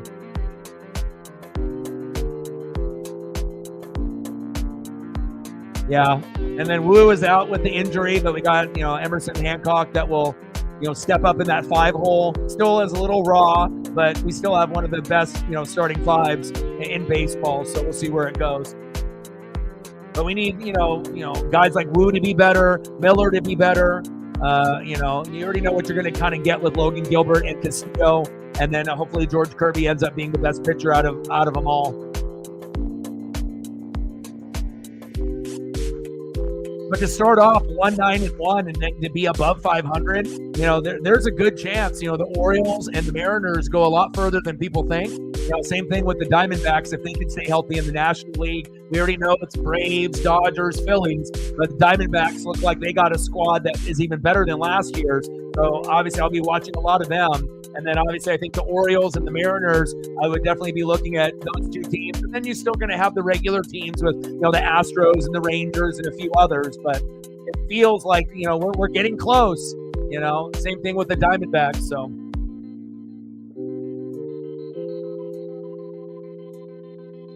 And I feel the hitting will be better this year than it was last year.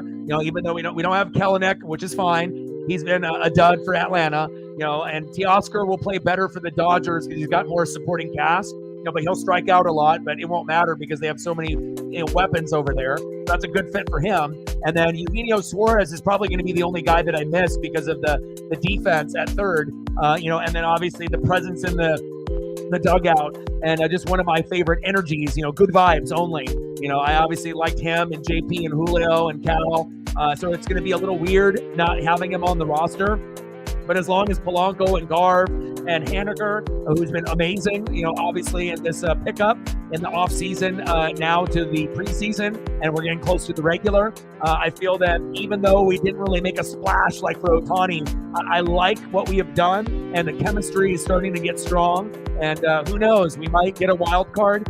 We might win the division. We might go to the ALDS. We might go to the ALCS. And who knows, we might end up making the World Series this year, next year, or the following year. And that's fucking exciting if you're a Mariner fan.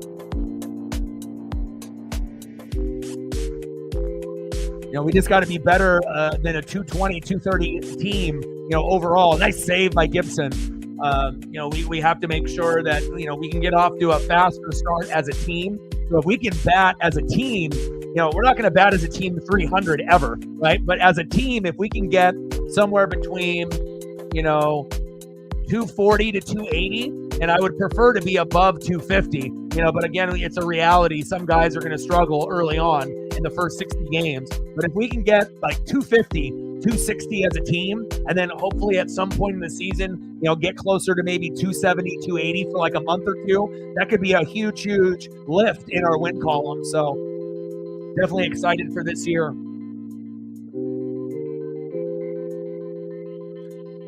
I think there's a chance that we could possibly win even more than that. Again, if Polanco and Garv and Haniger play better than expected, I think it's possible that we could get to 100. It might not be this year. We might have to wait a year to get to next year. But, 80 to 89 wins is if we play like shit, like last year, right? But if we play a little bit better, we could squeeze out another 5 to 10 wins. And instead of getting, 88, 89, I think, getting 10 or 11 more wins to get to 100 wouldn't be that crazy to think, especially if pitching is good and hitting is good and our closers are halfway decent, So I think, 100 is a lot to ask, 100 wins, 62 losses, but 100, 105 wins this year, next year, or the following year, it sounds like a lot, but based on all the other moves in the American League, we're going to be able to take advantage of some of the teams getting a little bit worse. Maybe the Astros and Rangers are not as good as they were last year, and then maybe we can steal a few, So it's going to take a lot of effort, and we could underachieve again and win 80 to 89 again, and bat 220, 230 as a team. But if we can slightly improve those numbers, 250, 260 as a team, and get good numbers out of Polanco, Goff, Haniger, Julio has a 40-40 year, JP's great. There's a chance that, maybe 95 to 105 wins could be attainable. I don't think it's that crazy to think, because I know some of the American League teams are going to get worse, and I feel like the Orioles and the Mariners are going to get better. So same thing with the Diamondbacks. You already know Dodgers, Braves, Phillies are going to be great, but what about the Diamondbacks? I feel like them and the Mariners are kind of sitting in that same spot, except the Diamondbacks had that success last year and they got further than us. So they're already on the cusp. We need to be able to catch up to what they're doing. Oh, Bjorky saved.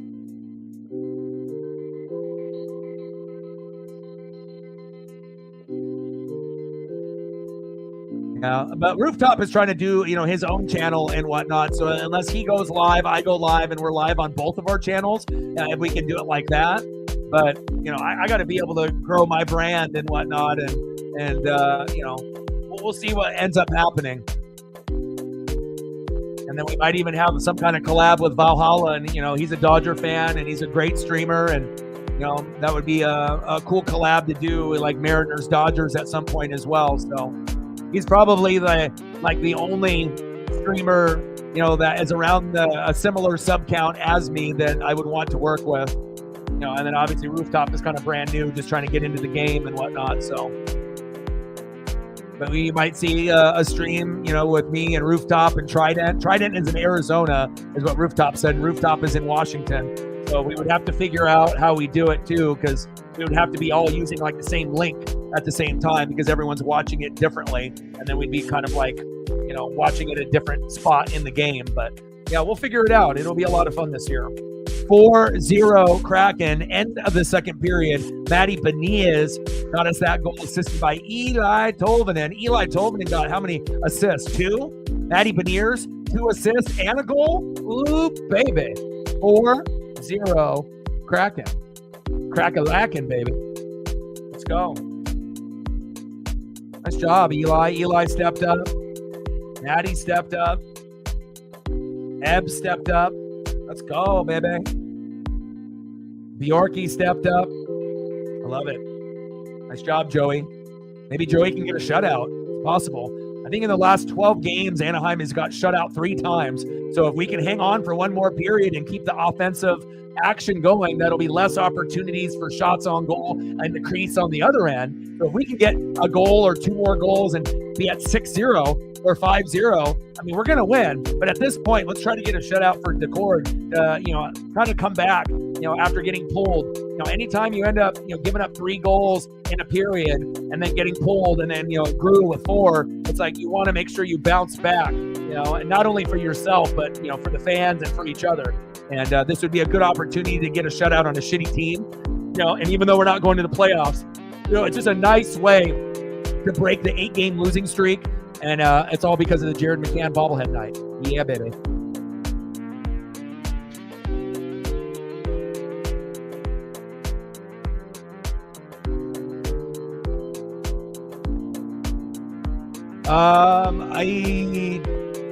I don't know. I know we play the Red Sox at home, but then I'll have to look at the schedule.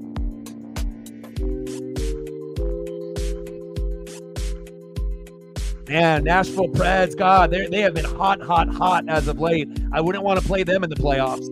Like, Nashville has just been hot, baby.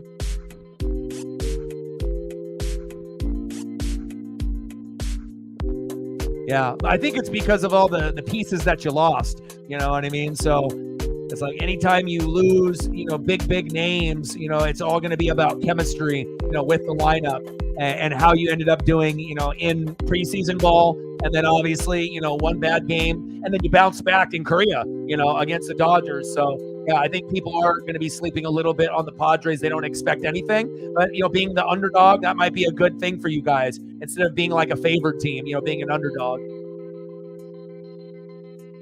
Yeah, I want 2 more goals in the third. That's what I want. I wanted Maddie and Bjorky to get going, and so the last part of this, if it could, if I had everything go my way, right? If I had everything go my way in the third period, because it is Jared McCann bobblehead night, I would want Jared McCann to get a goal in the third period, and then whoever else wants to contribute to that goal, we might be able to, have another one, by Eli or Jordan or Bjorky or Maddie. But if we could end up getting, one from McCann and then, one by whoever else, that would probably make the night fully complete. So that way the fans could celebrate, a goal based off the bobblehead, giveaway today. It's a nice bobble too. Yeah, I mean, total domination, 27 shots on goal, only 9 after 40 minutes of play. The Kraken had a few games where that was us. It was embarrassing. 18 big hits to 13. And another thing, we've been very clean with the penalties, only 2 penalty minutes. And also, we've actually been able to score off power play. 2 of our 4 goals are off power plays, and normally we don't get goals off power plays. So that's another part of it being at 4-0 instead of 2-0. So we're really checking off all the boxes here tonight. But I think since Maddie got that other goal robbed the other night, if we can get like a McCann goal and another Maddie goal, Maddie with 2, so that way you would have 2 assists, 2 goals, and then a goal by McCann, I think that my night would be complete. But even if we don't get any more goals and we get a shutout, I think the shutout is really important, just for Joey Decord's mental health, and for my mental health and for the Kraken fans. So that way we can say, hey, we ended up beating a shitty team, but we stopped our, losing streak at 8 and we got a shutout, which not a lot of teams could do. So you're on the same page with me. You're on the same page. We're linked. Our brains we're linked right here.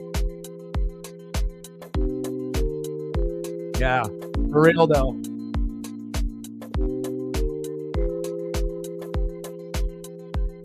I just don't like seeing guys that are like really, really good struggle. And I feel that Jared McCann, Matty Beniers, and Oliver Bjorkstrand are, you could argue, those are like the kind of some of the cornerstone pieces of the team as of today, right? But they don't really play great every single game. Like sometimes they just fully disappear. So it's really nice to be able to see them all collectively come together. And also nice to be able to see Eli Tolvanen do what he's doing here tonight as well. Getting some assists. He's having a great game also. He's got a goal and he's got 2 assists, right? Matty Beniers, right? Playing great too. He's got 2 assists and a goal. So it's nice to be able to see these guys not only getting assists, but being able to cash in with the goals as well. I hope so. Like I said, it's we also, at some point, I'm hoping we can find a superstar, to be able to be on the team, whether that turns into Matty Beniers turns into one, but that Connor McDavid presence, like someone that everyone, like no one can doubt it. Like everyone from even other fans of other NHL teams, they can look at the Kraken and be like, damn, you got the Connor Bedard, you got the, Connor McDavid, you got that Sidney Crosby Ovechkin guy. I'm hoping at some point or another in the next 5 years, at some point we can get that guy at center. And if it's not a center, an elite superstar forward or defenseman. And if not that, we have to be able to take in consideration maybe trying to be able to have people compete with Joey and Philip because, they're very streaky. Sometimes they're good, but sometimes they're not. So I'm very excited to see the growth of the team.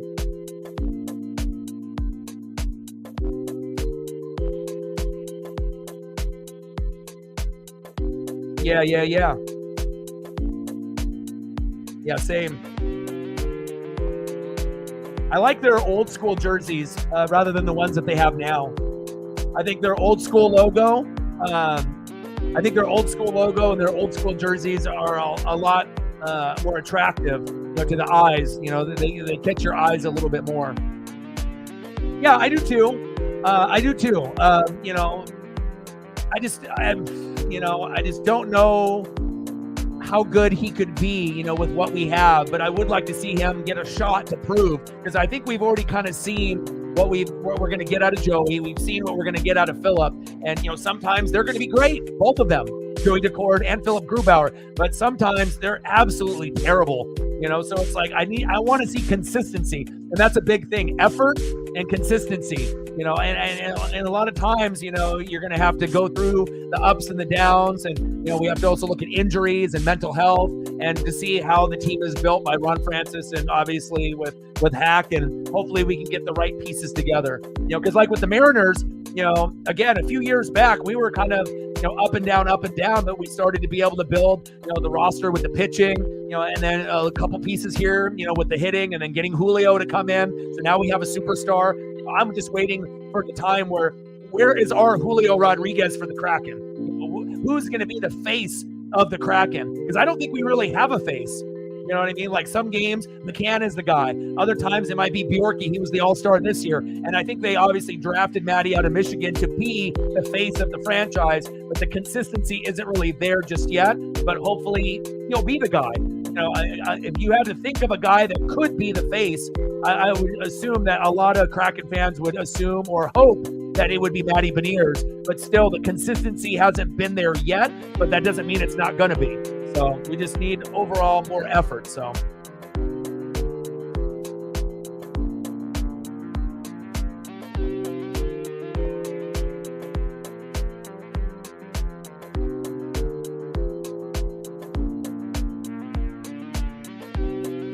(4-0) Kraken. And we beat the Ducks 3-2 2 days before Christmas, December 23rd. We have this game here where we're trying to get them shut out for Joey Decord. And then we play again on March 28th at home. And then we play again on April 5th on the road. So a lot of opportunities is get a couple more wins. Since we have 11 more games after this one, I believe. So no playoffs today, this season, but we definitely want to finish strong.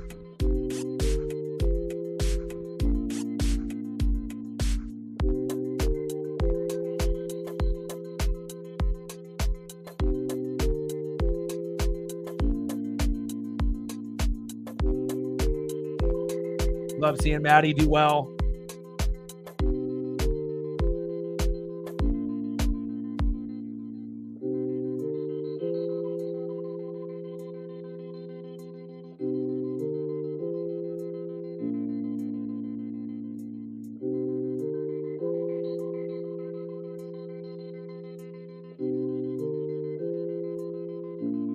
Oh, that Matty Payton. I've heard of him.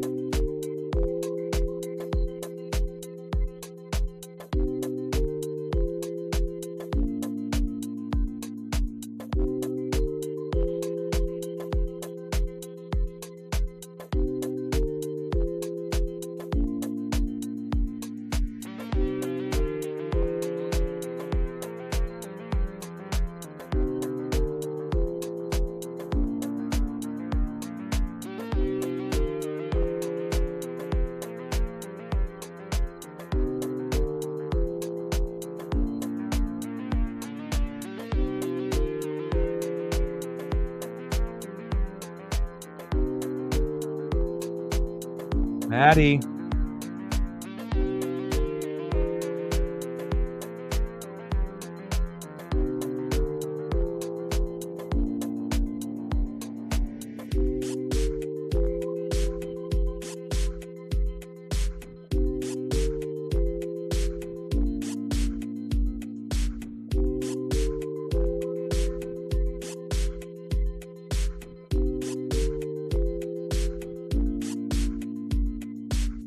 Matty looks good in that Michigan.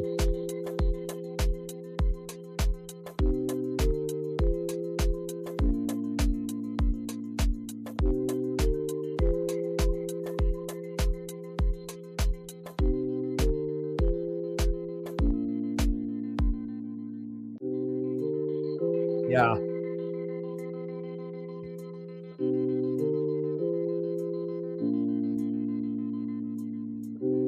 Yeah, if you haven't smashed the like button just yet, please do. But a lot of y'all that are regulars and the goats, you guys usually do it right away. And, as long as, you come in the room and whatnot, it's usually maybe for the others and whatnot. So. But if you haven't smashed the like button just yet, I think we need 9 more to get to 20. We may or may not, but maybe even shooting for 4 more to try to get to 15. But, every single one counts. So.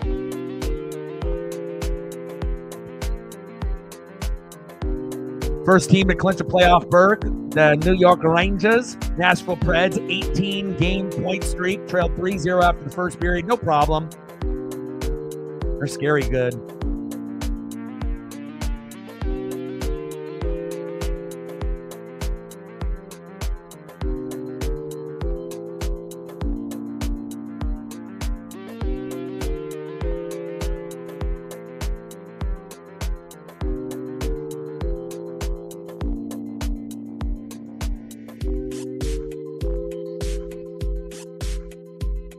I think I got to find a new crispy one of Matty. He deserves it. Crispy. I need a crispy Matty. Ooh, I found one. Brand new. Never even had it on the channel before. Debuting it right now. 3, 2, 1. Crispy. Oh, crispy. Man, that jersey's sick. Crispy.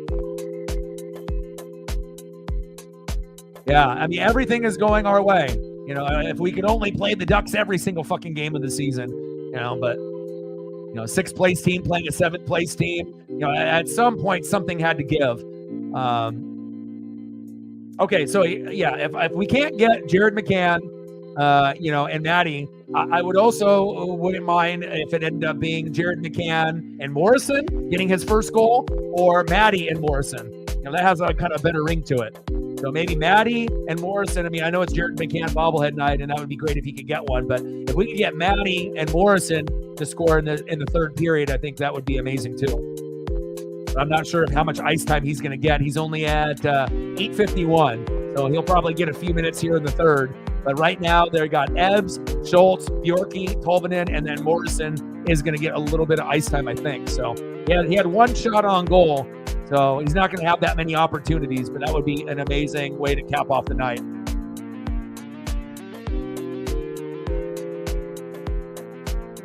Like, I don't even know how I haven't seen this one before.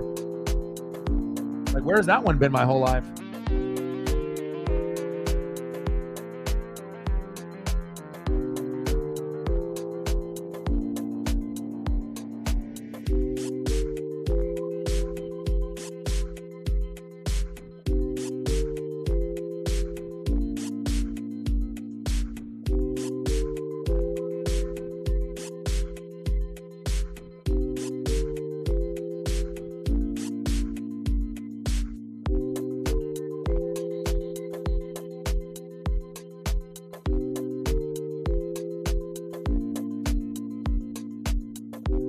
We got Maddie at Michigan. My logo didn't like it, but you know what? Refresh. Boom, shakalaka. Maddie on Michigan. Maddie on Michigan again. Maddie in that icy, icy road jersey. And how about Olympic Maddie?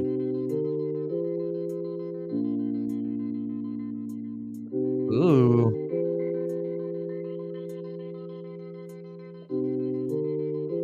Oh, baby.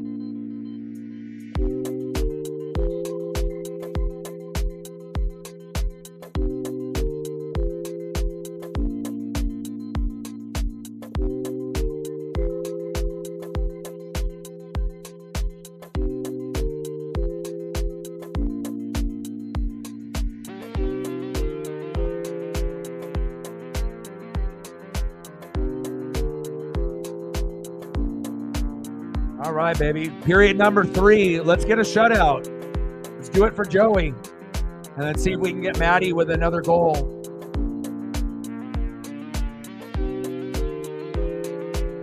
This is like the first time in such a long time we've actually played well. I just hope that we don't have too many 9-game losing streaks in the future. It's just really hard, but I could have definitely said fuck it today and said, you know what, we've lost so many games in a row, but I was like, Jared McCann bobblehead night. I saw the way that Hack was talking to him, and then I saw the practice and the one-on-ones. They looked a little bit more pissed off than focused, and I'm glad that all of the messages that Hack was trying to relay actually gained some some attention, and they're playing like they want it. And they should. They got to play for each other, play for the fans, especially if we're not going to the playoffs. And there's no excuse when you're going against a team that's in 7th. When you're 6th, I guess if you just want to give up on the season altogether and give up on the fans and you lose this game, I would have been absolutely heartbroken if we would have been down 4-0 to this team. But I'm glad we got ourselves out of the funk.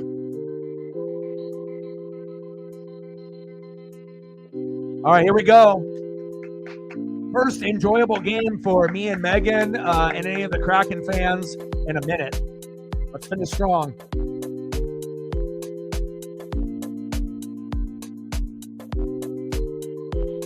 Let's go. All right, who do we got in here? We got Ebbs, Schultz, Bjorkstrand, Tolvanen, and Morrison. Let's go. We got Riker Evans with his first career goal just a few days ago. It would be really cool to get Morrison a little bit of ice time at some point in the third, but they just made a line change. We got Ebbs, Schultz, Schwartz, Burakovsky, and McCann. Jared McCann, get a goal on your bobblehead night, my guy. Let's go. Maddie and Jared. Let's go.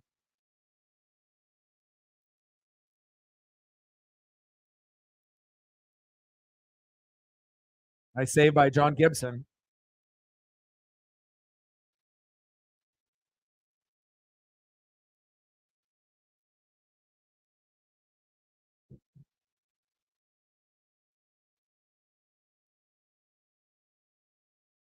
As terrible as you did, a few games ago and getting pulled, you definitely have bounced back tonight.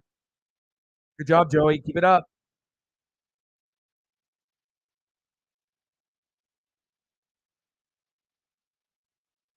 Can't believe baseball is finally here.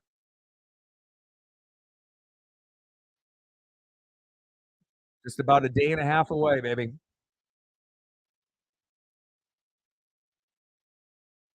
Ooh, deep shot by Larson. Dumoulin, Larson, Bjorkstrand, Tolvanen, and Benitez. Nice catch by that fan there. 28 shots on goal, 18 hits, 2 penalty minutes. How the hell do you only have 9 shots on goal with 41 minutes played? But I guess that's Anaheim. There's a reason why they're in 7th, and they're one of the worst teams in the NHL. Puck in crowd. That guy made an amazing catch. Good souvenir for that guy. I'm jealous. Off the goalpost. We could have had one there. Dumoulin, Larson, Bjorkstrand, Tolvanen, and Benitez. Come on, Maddie. Benitez to go drink some beers.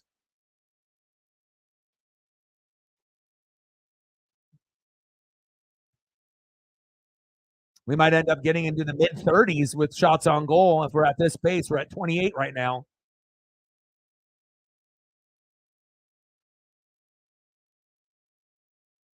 We're just bullying them, and we haven't even been like dirty or aggressive. There hasn't really been any fights. We haven't played over aggressive. We just kind of played, the way that we needed to play, crisp passing. We haven't been, making those mental errors with dumb penalties. Ooh, and we've been definitely on the offensive all night. And when you're on the offensive, that's less opportunities for them to get shots on goal, considering they only have 9 for the whole game, which is amazing.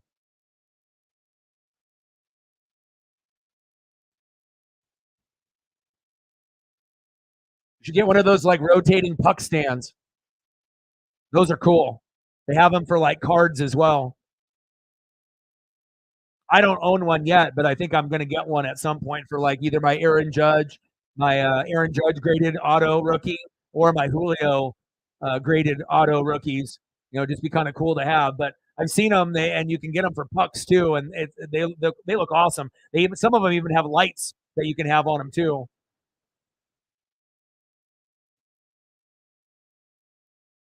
And there's different shapes. Some that are circle, some that are square. And then some that like rotate, so then it can kind of go in a circle. I like stuff like that. And then you just put it up, and then it just goes.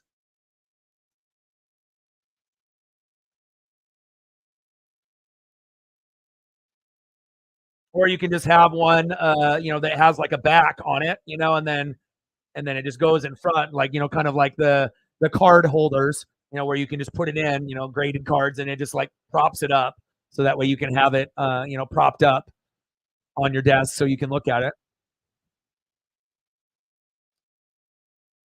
Schultz, Gord, Burakovsky, Olofsson, and Tanev.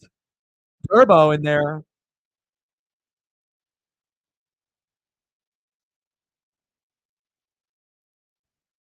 Oh, Winterton is in. Let's go. Get him some ice time. Try to get him at least 10 minutes played.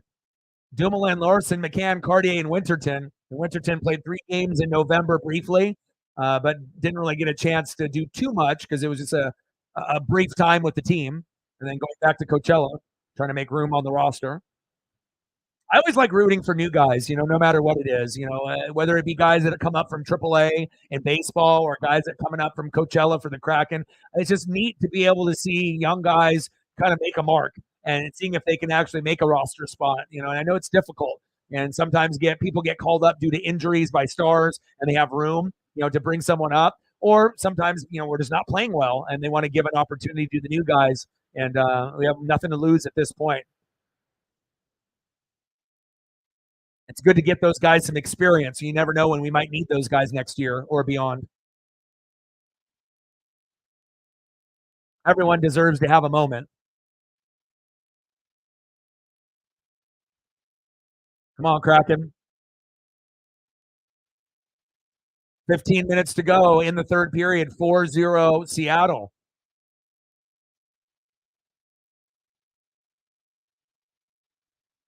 And those rotating displays are small. They could fit on your desk.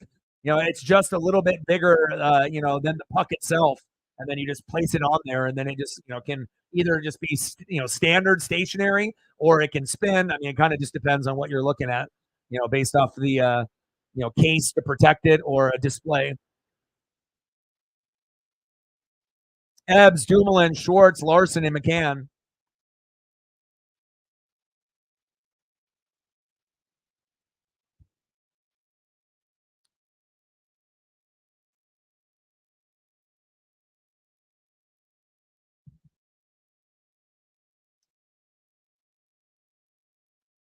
14:40 left in the third period. This is like the one time where we're gonna win and we're blowing them out, but we are really enjoying it. Especially when you lose 8 in a row. Like it's a nice thing to see. Oh, big check into the boards. That was the biggest check of the night. Seattle going for blood. Wow. That was nice to see some aggressiveness there. My goodness. Was that Turbo? My goodness. And you could tell Anaheim is still going through the motions. They're wondering what's for dinner. They're like, man, we're just getting obliterated here. Yanni. Schultz. Burakovsky. Schultz again. Stolen. Get back. 2-on-2.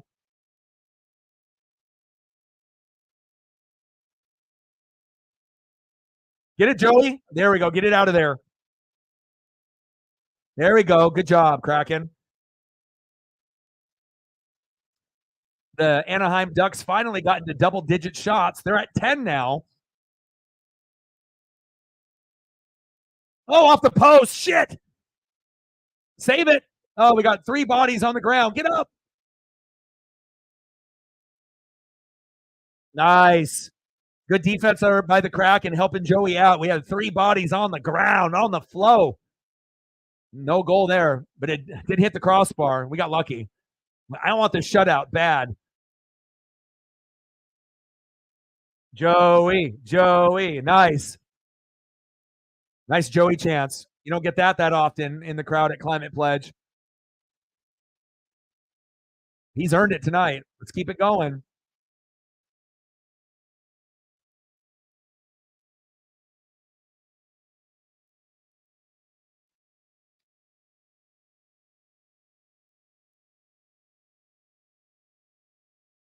Ooh. Just wide.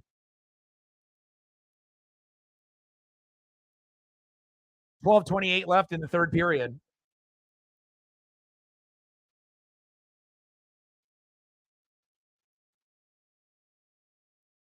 Oh, baby. 1, 2, 3, 4 Kraken players.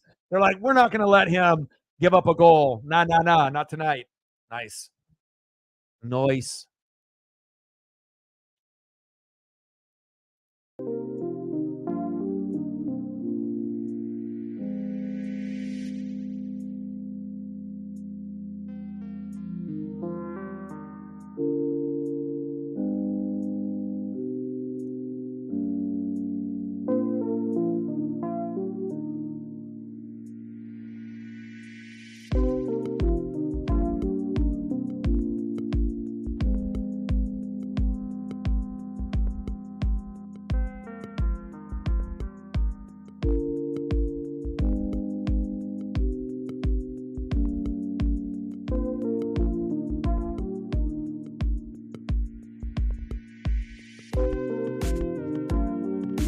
.28 left in the third period.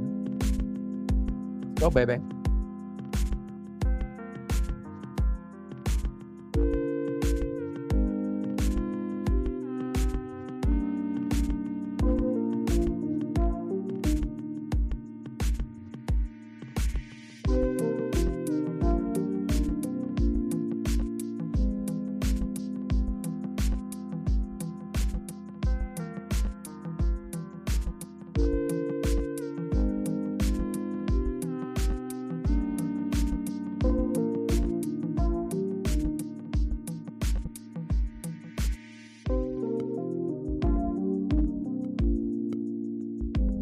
Go, baby.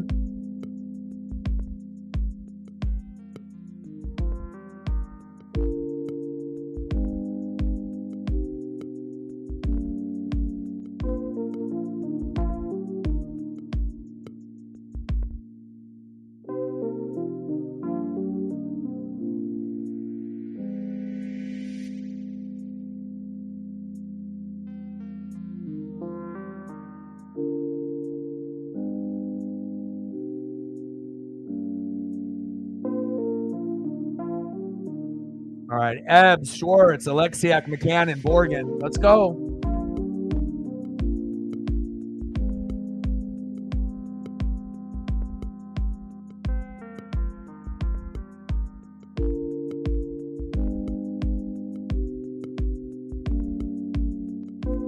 Approaching 30 shots on goal.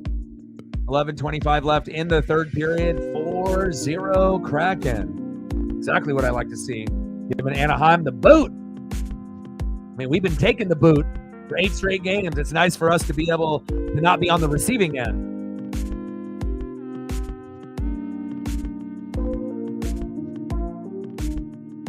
.398 shot differential, second worst in the NHL, the Anaheim Ducks.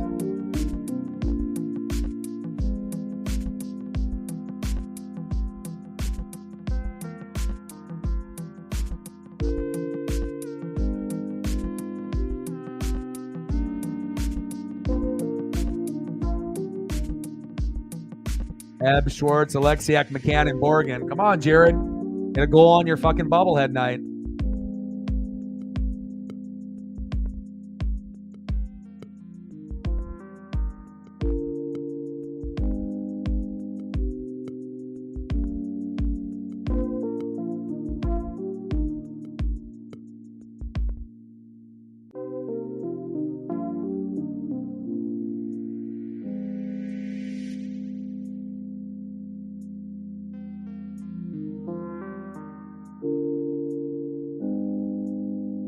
Here's the bobble.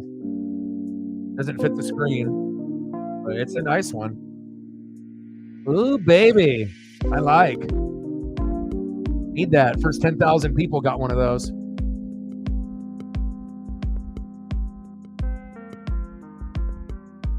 Well, Burakovsky can just wide.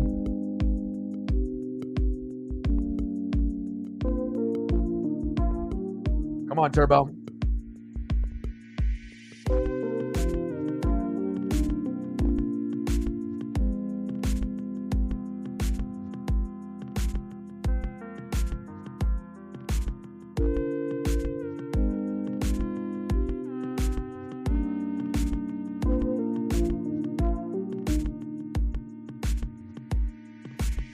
Job, Yanni.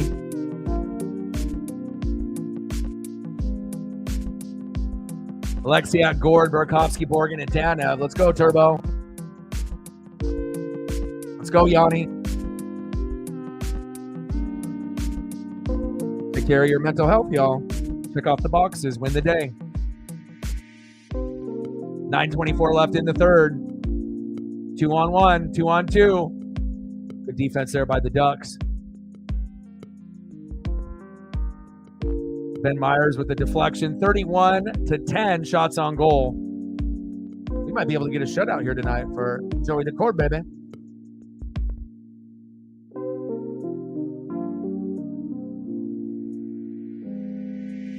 Schultz, Olofsson, Cartier, Winterton, and Morrison. So Morrison's racked up almost 11 minutes of ice time, and Winterton is approaching 10, is at 8:29. Nice to see them both in there.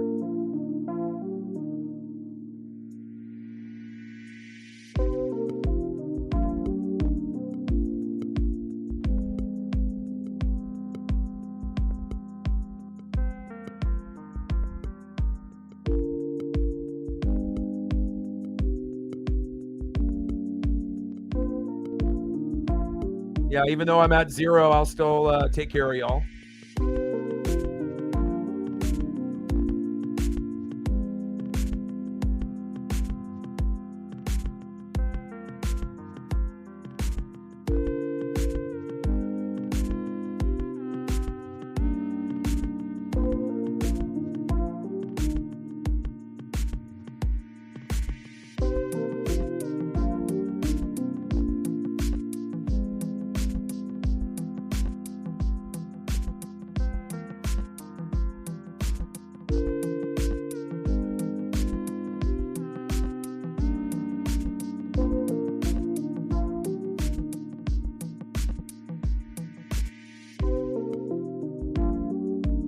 Soak it in.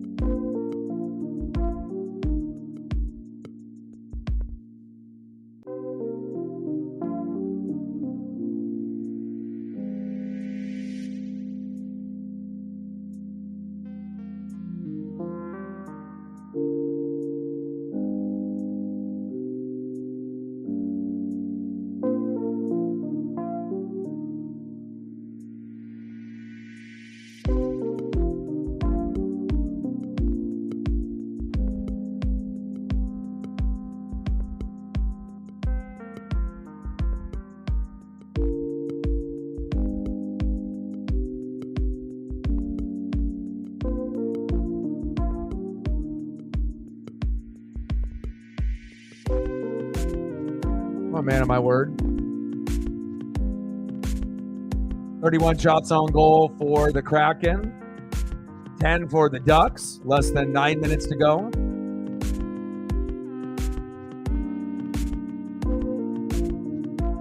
Schultz, Olofsson, Cartier, Winterton, and Morrison. The two from Coachella getting a little bit extra ice time here. Now we have a line change. Ebbs, Dumoulin, Schwartz, Larson, and McCann.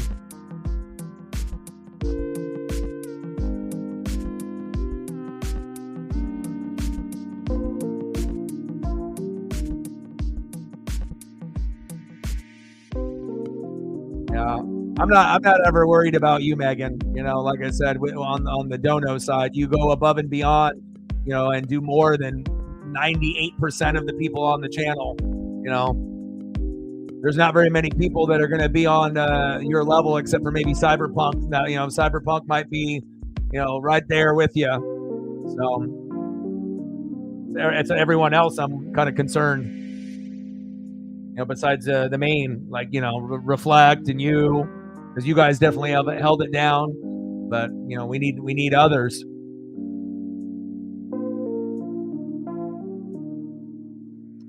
.809 left in the third period. 4-0 Kraken. Yeah, I got you. I told you, you know, I always make sure I take care of people, and I'm always gonna, you know, be a selfless person. And, you know, I always understand what it's like to kind of be in other people's shoes. And I think that's why I have a connection with so many different types of people. It doesn't matter if you're, you know, a guy or a girl, if you're gay or you're straight, if you live in the US or you're in Australia, it doesn't matter. You know, as long as, you know, you get to know someone. And, you know, I feel like I just try to be able to, you know, be that kind-hearted person, because I know what it's like to, you know, go through the emotions of, you know, being up and down and whatnot. So I'm always gonna, you know, try to go out of my way, you know, to you know, send a photo, you know, send a kind word, you know, where most people wouldn't do it, but I will. You know, that's just who I am, and I've always been that way. So. And they always say, you know, actions always speak louder than words. You know, you get a lot of big talkers, but at the end of the day, you know, what actions are actually done. And you know, I think we both have helped each other out quite a bit. So.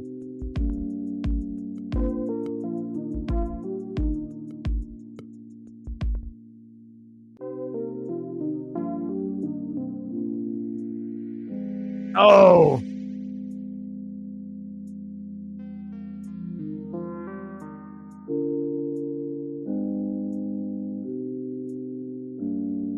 .33 shots on goal for the Kraken, 12 for the Ducks. 7 minutes to go for the shutout, baby. Rooftop in the building. What's good? Mariners, 2 days away. Thursday night, baby. Oh, nice save there by Gibson. Borgen, I see you. Schultz, Gord, Burakovsky, Olofsson, and Tanev.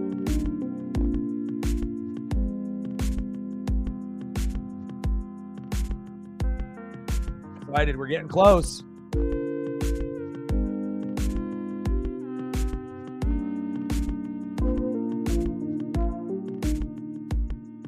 Yeah, I'll be doing a MLB 2024 preview tomorrow, and you know, just talking about Mariners and whatnot, and you know, and anyone else that wants to go over their teams, you know, in the room, we'll do that tomorrow, and then I'll be doing all 4 Red Sox games against the Mariners starting on Thursday at 7. Very excited about that.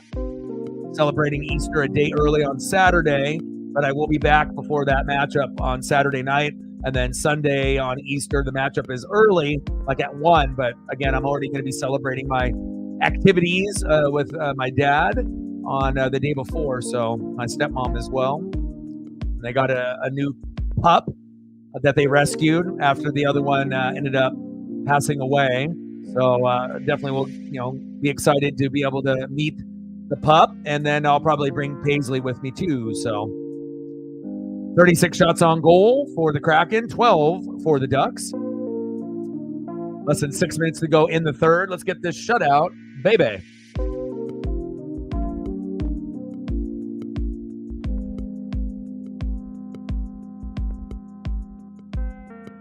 Rooftop, what's your prediction for the Mariners this year? How many wins? 80 to 89, 90 to 95, or 95 to 105?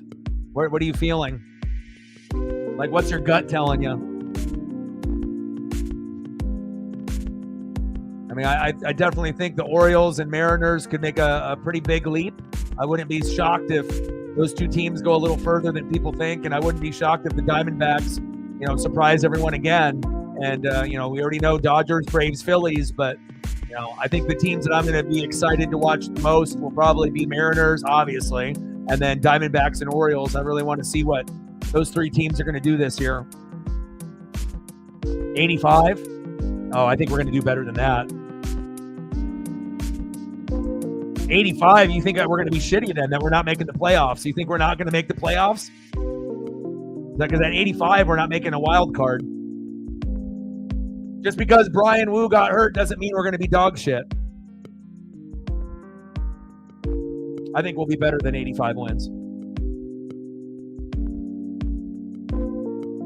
And there's a chance that, that the Rangers and Astros might not be as good as last year. They're still going to be good, but I think, with this new crew that we have, I mean, you got to remember, we started off 1-9-1 and then got above 500. So we're the hottest team in Cactus or Spring League out of everyone, based on how we started and how we finished. So, yeah. But he played great so far, obviously in preseason. So we'll see where it goes. And then Julio will be big, JP, but also it's going to be Garv and Polanco. And, obviously pitching is going to have to be better. And you got to think if we're going to be hitting 80 to 89 wins and we did that by batting like 220, 230, you really think that we're going to bat 220, 230 as a team again this year? We're not. We're going to be batting better than that. So, I mean, we got rid of Kelenic, and obviously he's not doing shit in Atlanta. Teoscar is going to strike out a lot, but he'll be good on the Dodgers with a good supporting cast. So that's a good fit for him. Suarez is going to be really the only one I'm going to miss, based off his defense at third, and then his vibe, good vibes only, in the dugout. But, even though Mitch is injury prone, I like the way that he's been playing, and I feel like this roster can overachieve this year. And I think that we'll be a little bit better than people think. All right, Megan. No problem. Yeah, I'll be streaming pretty much every day.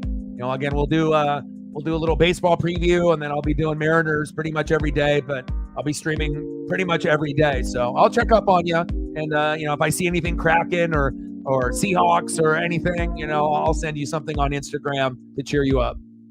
You have a good rest of your night, and I'm glad that you haven't fully alienated yourself. I think by hanging out and us conversating has helped you out more than you know. And I think you do know it, but I'm really happy that you decided to come through, because like I said, sometimes when we go through those ups and downs, just being able to be a part of something and to be a part of a group and just to be able to kind of keep distracted the best that you can other than playing video games and other things, I think it's good for you. So we appreciate you, and you're a big part of this channel and a big part for me. 4:09 left in the third. Yeah, Gino was okay. Like I said, with all the guys, getting a lot of the strikeouts. I mean, again, a two-way player that was really good at defense, one of the top 10 or 12 guys at third base, and his positive attitude, and being a good dugout guy where, he was a fan favorite. I'm going to miss him, but I think him and Corbin Carroll and, the Diamondbacks, I couldn't ask for a better team for him to go to other than maybe the Orioles. But, he went to the Diamondbacks, and I think that's a perfect fit for him. So I wish him the most success. And who knows, maybe one day we'll get a Mariners Diamondbacks World Series in the near future. But again, we got to crawl before we walk. So, but I do think we're going to be better than last year, and I'm hoping that we can end up making the playoffs.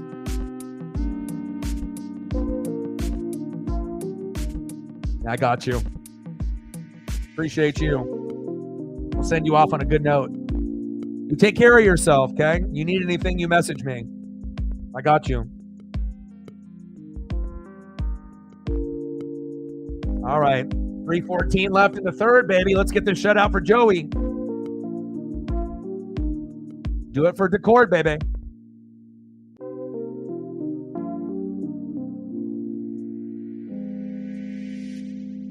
You take care. 35 shots on goal for the Kraken, 12 for the Ducks. I don't think I've seen under 15 all season. So this is pretty crazy. And obviously there's a reason why we're up 4-0. Lack of talent, lack of effort. But hey, sometimes when you're on an 8-game losing streak, you need one of these, and I'm glad that we stepped up. I would have been fine even with a 1-0 win at this point after losing 8 in a row. Oh, there's Bowie. Oh, what's up, Bowie? Bowie's in the crowd.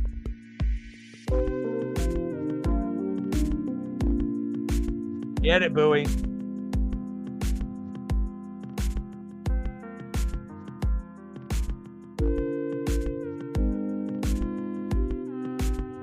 Yeah, baby. Get it, Bowie. I got a Bowie sighting. Haven't seen him in many, many games. Let's go. Release the Kraken. Defend the deep, baby. Finish strong. Play for your teammates. Play for the fans. Play for that S on the front of the jersey, baby. Let's go. Spencer in the building. What's good?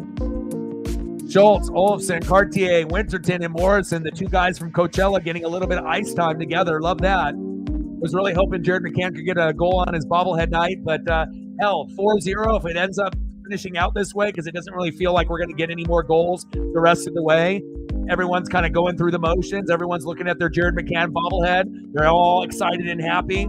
And, I'm okay. It would have been really cool to get another one with McCann, one with Maddie, or maybe one with Morrison or Winterton. But if we can end up finishing it off with a 4-0 and not letting up, that would be a great bounce back. Obviously, with Joey Decord giving up 3 goals, getting pulled in that Vegas game, having Groove come in and only giving up a goal or 2, but then we ended up losing 5-4 in OT. And the same thing happened with Groove a couple games later, giving up 4 goals in the first, getting pulled. So it's all about consistency and effort. And it's nice to be able to put all the pieces together in a game. Like, this is what we need on more of a regular basis. And I appreciate that. Like I said, we've been gaining, fans of other teams, but I know the Kraken haven't been very good this year, but I'm actually kind of surprised we haven't gained more Kraken fans. But I guess, the Kraken are still kind of a small market. There's definitely people that watch, but I don't know what the amount of fans that actually watch on YouTube as well. But hopefully as the Kraken get better, there'll be more of a fan base that'll look to YouTube to be able to watch the games together, and then we can grow more Kraken fans on the channel as well. But if it's Northwest related, I'm always going to be here. We're always going to do Kraken, from here on out until I die, Mariners until I die, and obviously all kinds of NFL and college football with the Ducks and the NFL, and then we'll always do AEW, WWE. We'll be, doing a little bit of everything. Less than a minute to go. We got a power play. We might be able to get to 5 here. Larson, Bjorkstrand, Tolvin, and Beniers, Morrison. Hey, I wouldn't mind a Beniers or a Morrison here. Let's go. Take advantage of the power play, baby. Let's get Morrison a goal. Let's go. I appreciate that. Reflect in the building. What's good?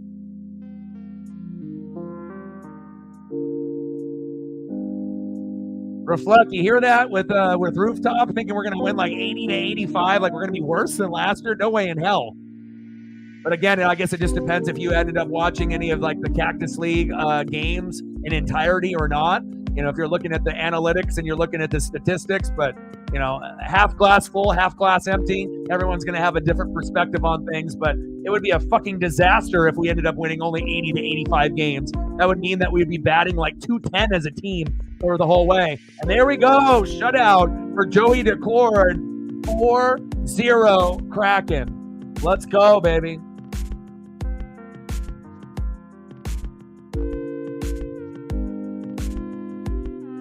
There we go. Couldn't get Morrison a goal. He did get almost 13 minutes of ice time, which is great coming up from Coachella. Morrison, Bjorkstrand, Tolvin, and Beniers, and Morrison there at the end. And Joey Decord with another shutout. Is that his 3rd shutout of the season? I believe it's his 3rd, but I'm not sure if that is correct. 3rd or 4th, but I believe 3rd. Nice job, Joey. Nice job. And obviously the first was in the Winter Classic against the Vegas Golden Knights.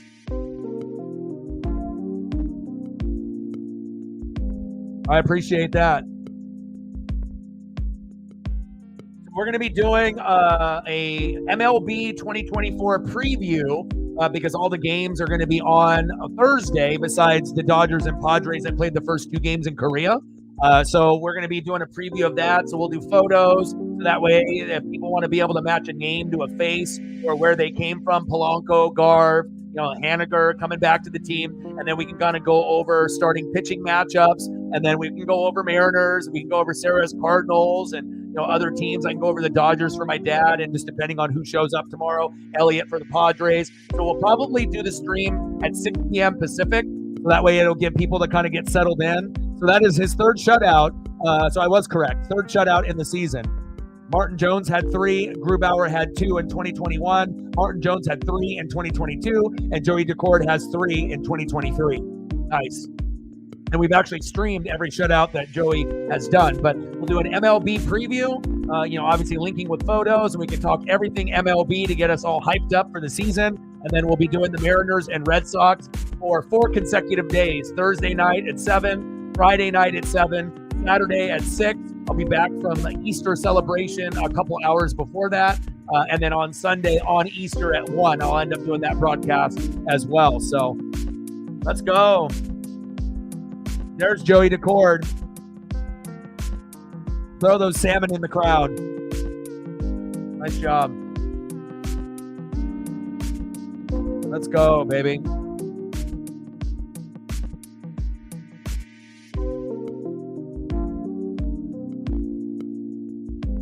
Well, I ended up taking Paisley again to the vet, and it ended up costing more than I thought. And, like I said, in the future, hopefully support can get better. So that way I can actually be on my feet and not have to worry every single day that I'm streaming. So I appreciate everyone that ended up watching, ended up subbing. I love you guys very, very much.